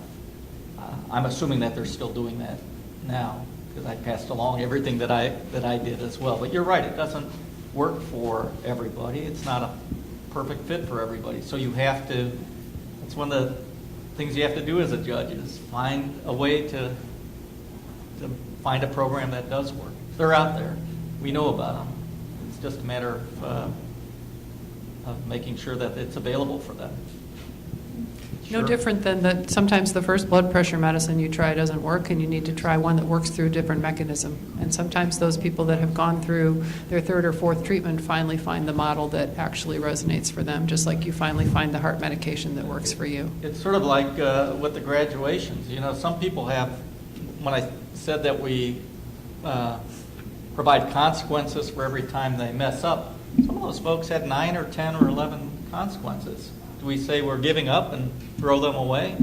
No, but it's amazing. And sooner or later, they start feeling better, and they start making that's why we call it turning point. They've reached their turning point. And just, I don't want to give you the wrong impression. While we do hold their feet to the fire with consequences, it's equally important that the judge and the court reward good behavior. So when they get 3 months sobriety, or maybe they'll just stand up and say, "Judge, I feel really good. I've been clean for a week." We have everybody in that courtroom give them a round of applause. You know, they get 3 months sobriety, give them one of those certificates like you get at grade school. I remember this like yesterday. The first time I gave one of those certificates, I thought, how silly is this? I mean, everybody's got a wall full of those, don't they, from spelling bee, CYO? And then this woman said, "Judge, I've never been recognized for accomplishing anything in my life." And that certificate meant the world to her. Just positive, positive, positive when they're doing well. And don't give up. Because when they're just starting, I mean, it's common sense, right? It's really hard for them to just quit. One kid told me, "Judge, it's as if we wake up every morning, our addiction is so strong, it would be as if somebody was holding your head underwater." Think how that craving you would have to breathe. This is how he described it to me. That's the equivalent of the craving we have every day for heroin. So of course they're going to make mistakes along the way. You just have to keep working. Always have that hope. First of all, I want to thank all of you for all you do up there. We all know, I know a lot of you personally, and thanks for mentioning Alyssa in the beginning. We're Alyssa's parents. But I want to ask the judge specifically, you know, Ohio is essentially ground zero for deaths of opioids in the country now. And obviously carfentanil and fentanyl are not only being laced with heroin, but I'm hearing cocaine and marijuana. And it's essentially a death sentence when you take those things. Is there anything going on in the state legislature to amend the criminal statutes to address these people dealing in these two things? Because this is out of hand. And the second question is, with respect to Narcan, I think it's a great thing that we have it and we're using it. I also think it was just mentioned earlier about the stigma or the abuse of Narcan and the things like these Lazarus parties going on where people are essentially almost overdosing and hoping And then using it. And I'm afraid that law enforcement's getting to the point of with Narcan that it's almost taking on in some respects a negative connotation as well. So what he's referencing is these Dawn kits, by the way, that stands for death avoided with Narcan. Narcan is the substance that reverses the effects of the... I think what you're suggesting is that people will use heroin knowing that they have the Narcan, as long as there's a friend there that can administer it, to bring them back. It almost, at times, encourages use. I can't say that that's not happening. I don't think it's happening a whole lot. But even if it is, I guess my view on Narcan is if it can save somebody's life, it's a program worth continuing and using. And then your other question was about the laws. Yeah, well, Summit County is indicting and prosecuting dealers who sell the dope that kills somebody for murder, voluntary manslaughter. And those people are going to prison. If somebody had a trafficking case and was unfortunate enough to draw me out of the 10 judges, being the drug court judge, obviously, I took that very, very seriously. I think I can speak on behalf of almost every judge. It's to the point where if they're selling heroin, trafficking in heroin, they're going to go to prison. As far as the state legislature, I'm really not familiar enough with what's pending right now, or if they're looking to make it mandatory or not. Do you know that? Okay, maybe Jerry can help you with that. Senator Frank LaRose is sponsoring some legislation that will increase the penalties for fentanyl because I guess under the statute, the sentencing statute, that's looked at as less of an offense than using pure opiates, or a heroin. So what they're trying to do is create a mechanism by which there would be a stiffer penalty for trafficking in fentanyl. Thank you. And just one comment about the Dawn kits. There actually is research on that. There's a physician now who's working at Metro Health Medical Center. She was hired partly to be a drug czar there, and she's largely responsible for the Dawn Project and its success in Cuyahoga County. And there are huge numbers of people that have been saved by Dawn kits and by Narcan. And I think sometimes we hear the stories of the 1 or 2 or 3 Lazarus parties, and we think, oh gosh, but that doesn't make a trend. And actually, the data shows very convincingly that that's not, in fact, the direction that Narcan is taking us. So I mentioned the police are carrying that in their cars. Towards the end of my term as drug court judge, they are also now to the point where they are literally drilling into a person's femur to inject the Narcan. Oh my God.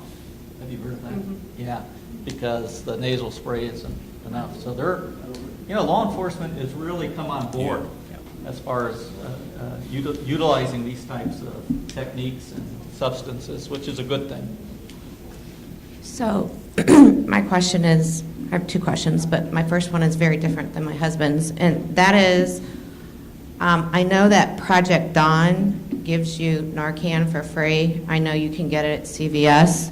My question is with, as he said, that it's ground zero, why is Narcan not even more available? Why is it not on the college campuses? Why is it not in the schools and for free everywhere? I mean, there are states and areas and states that are not ground zero like Ohio is, and they are doing that.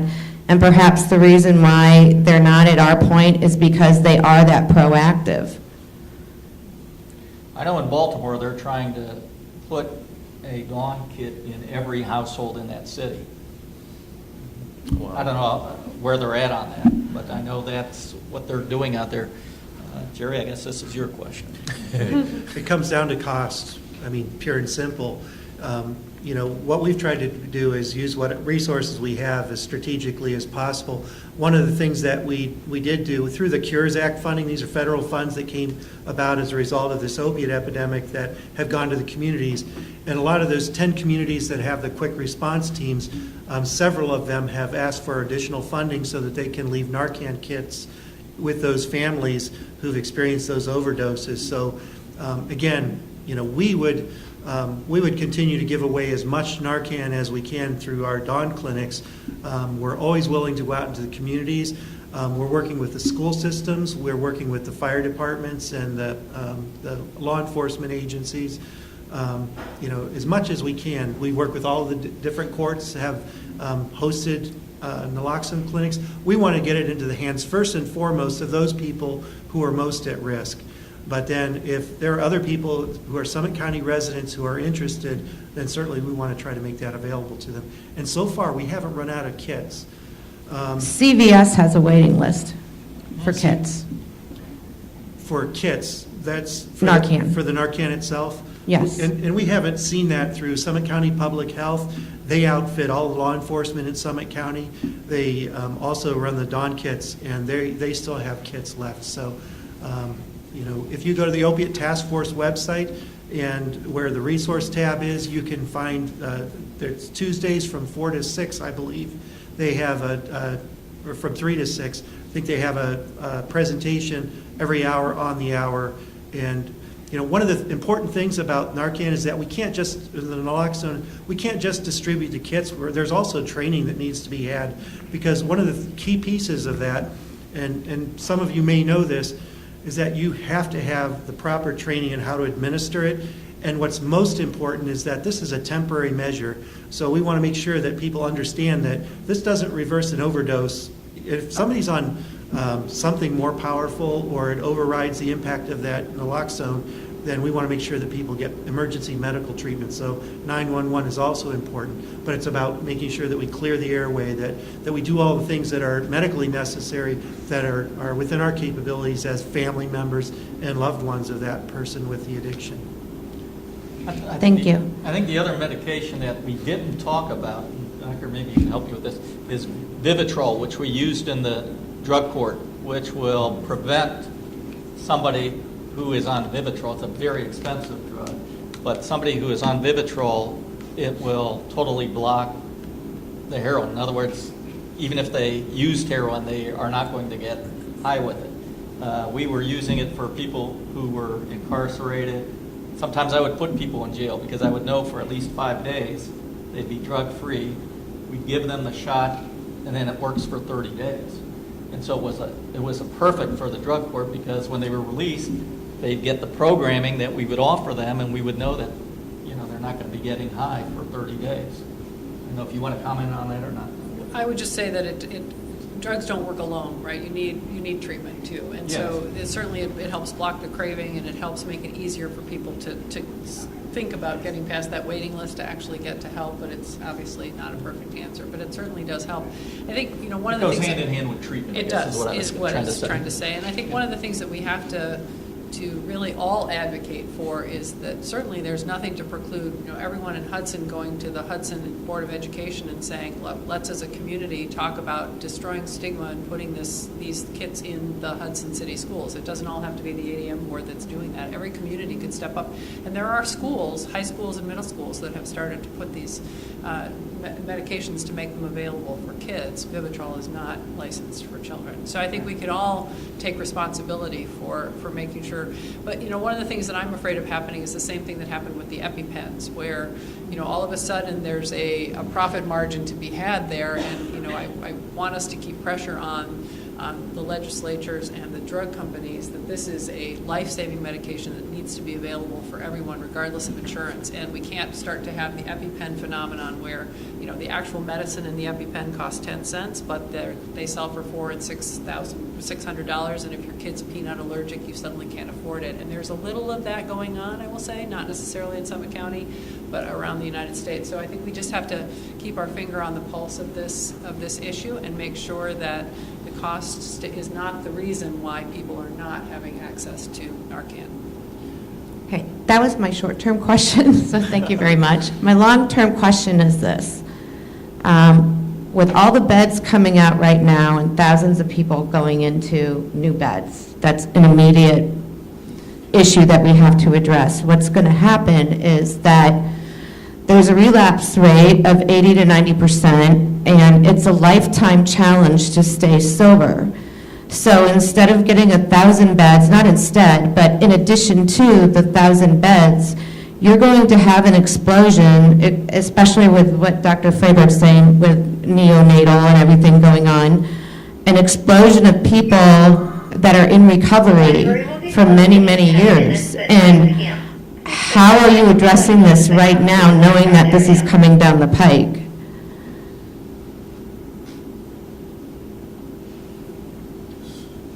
It's happening now. It's happening now. We see people leaving treatment without the requisite supports that they need, and we need to build out those components. And like I said before, a lot of the funding that's been freed up to provide the support services that people need in long-term recovery are relatively recent. So we're building an infrastructure now over time with very limited resources. And when we ask for President Trump, for example, to declare this emergency, there are some things that could happen. For example, IBH and Raymar, our two residential treatment programs, right now are not eligible for Medicaid. He could wave his wand, so to speak, and make those programs Medicaid eligible, which would free up some funds that we could then turn around and invest in other types of support services at the back end, like sober housing, like job training, like more recovery coaches, that sort of thing. So part of it has to do with the fact that we have so few resources, and we have to be very intentional about how we invest those over time. And then we have to be able to sustain them too. And that's a big deal. Right now, the ADM board is spending $6 million a year in deficit spending to make sure that we have this continuum of care available, with the hope being that we don't have to do that forever, because this thing is eventually going to die down, and maybe we can contract our system a little bit. If we're not able to do that, then we'll have to make some decisions at the end of our levy cycle about whether or not the Summit County taxpayers want to support the continuation of this system. And that's just a practical consideration. So as we look at how we invest, we also have to look at a sustainability plan. And there are some things that we're doing now to transition some of our programs. For example, we have a detox program right now that has 28 beds. Medicaid won't cover it because it's more than 16 beds.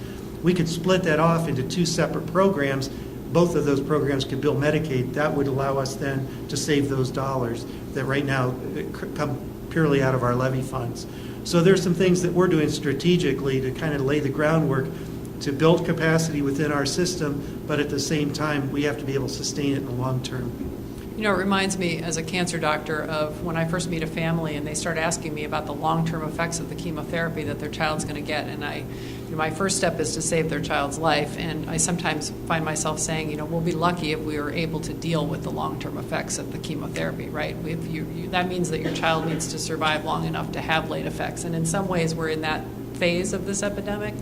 But it also reminds me a lot of hurricane relief. I mean, essentially what we need is we need a FEMA for this problem, right?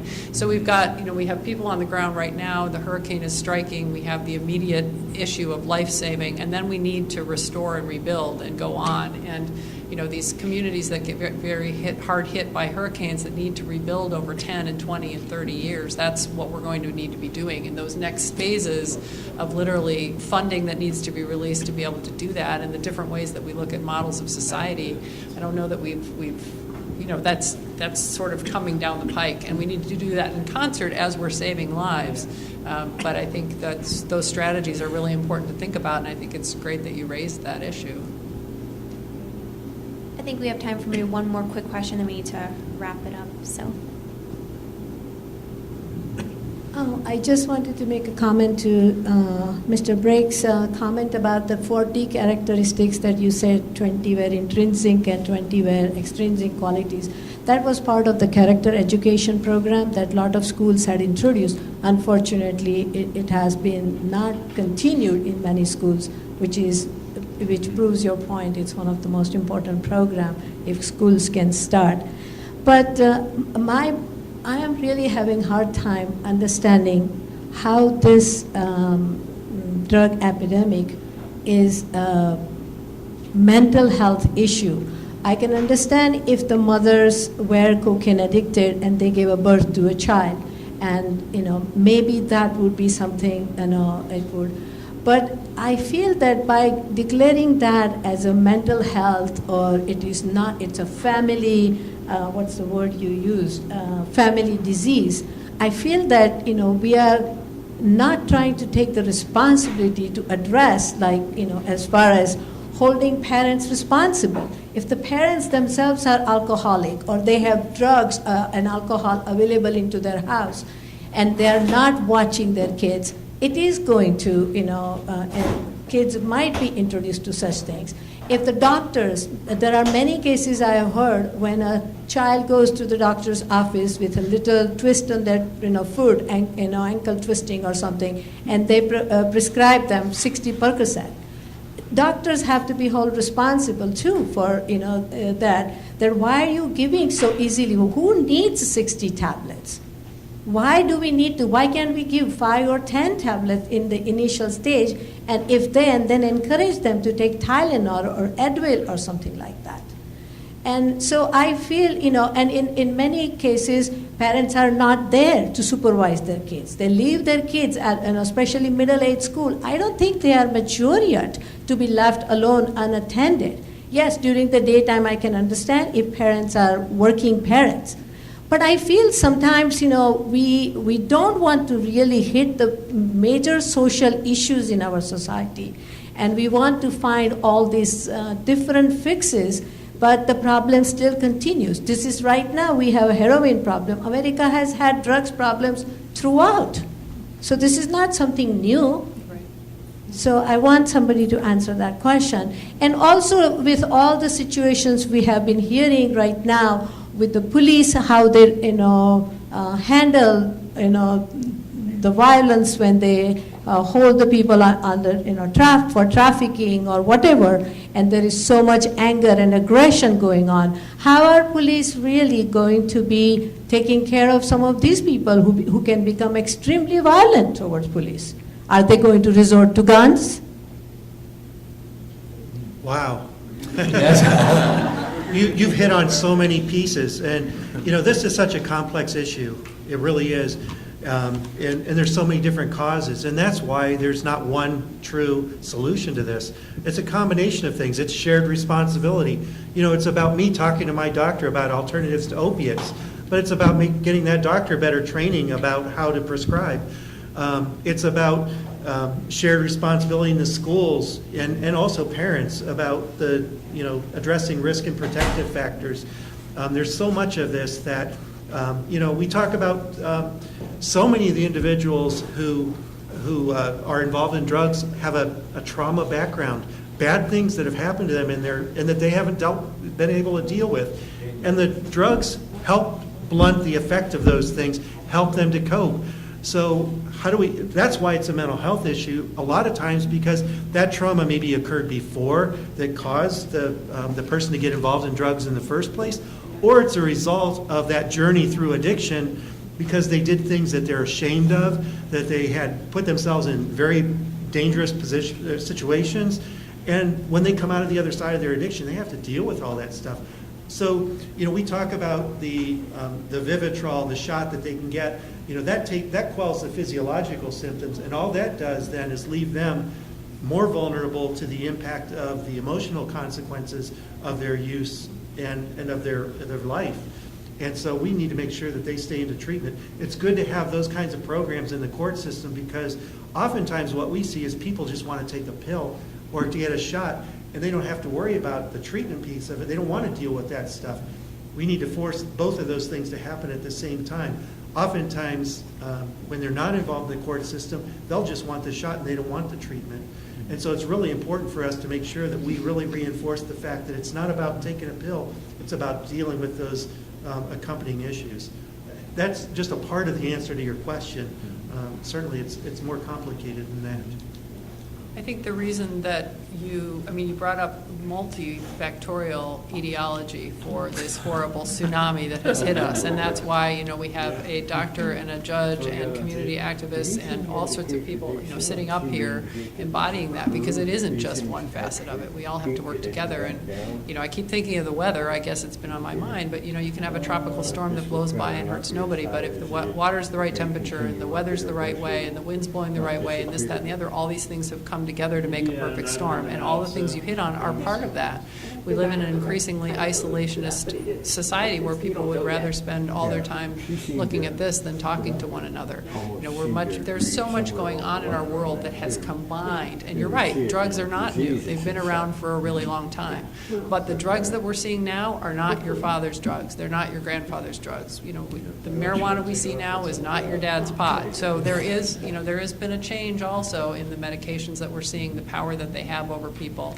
And as I said earlier, and we all said, all of the things that we've seen about prescribing and about the pressure that doctors are under, about the recognition that people have trauma that hasn't been created. So all of these pieces need to be explored and opened up and need to be part of the solution. And it's going to take a village to raise all of us out of this horrible, horrible epidemic. The only thing I would say is that trauma comes in many forms. It's important we have a trauma specialist with the drug court. And it's one of the first things I tell people is talk to them and be honest with them. Because trauma can be anything from a divorce, your parents getting divorced, the loss of a child, seeing an accident, serving your country in war.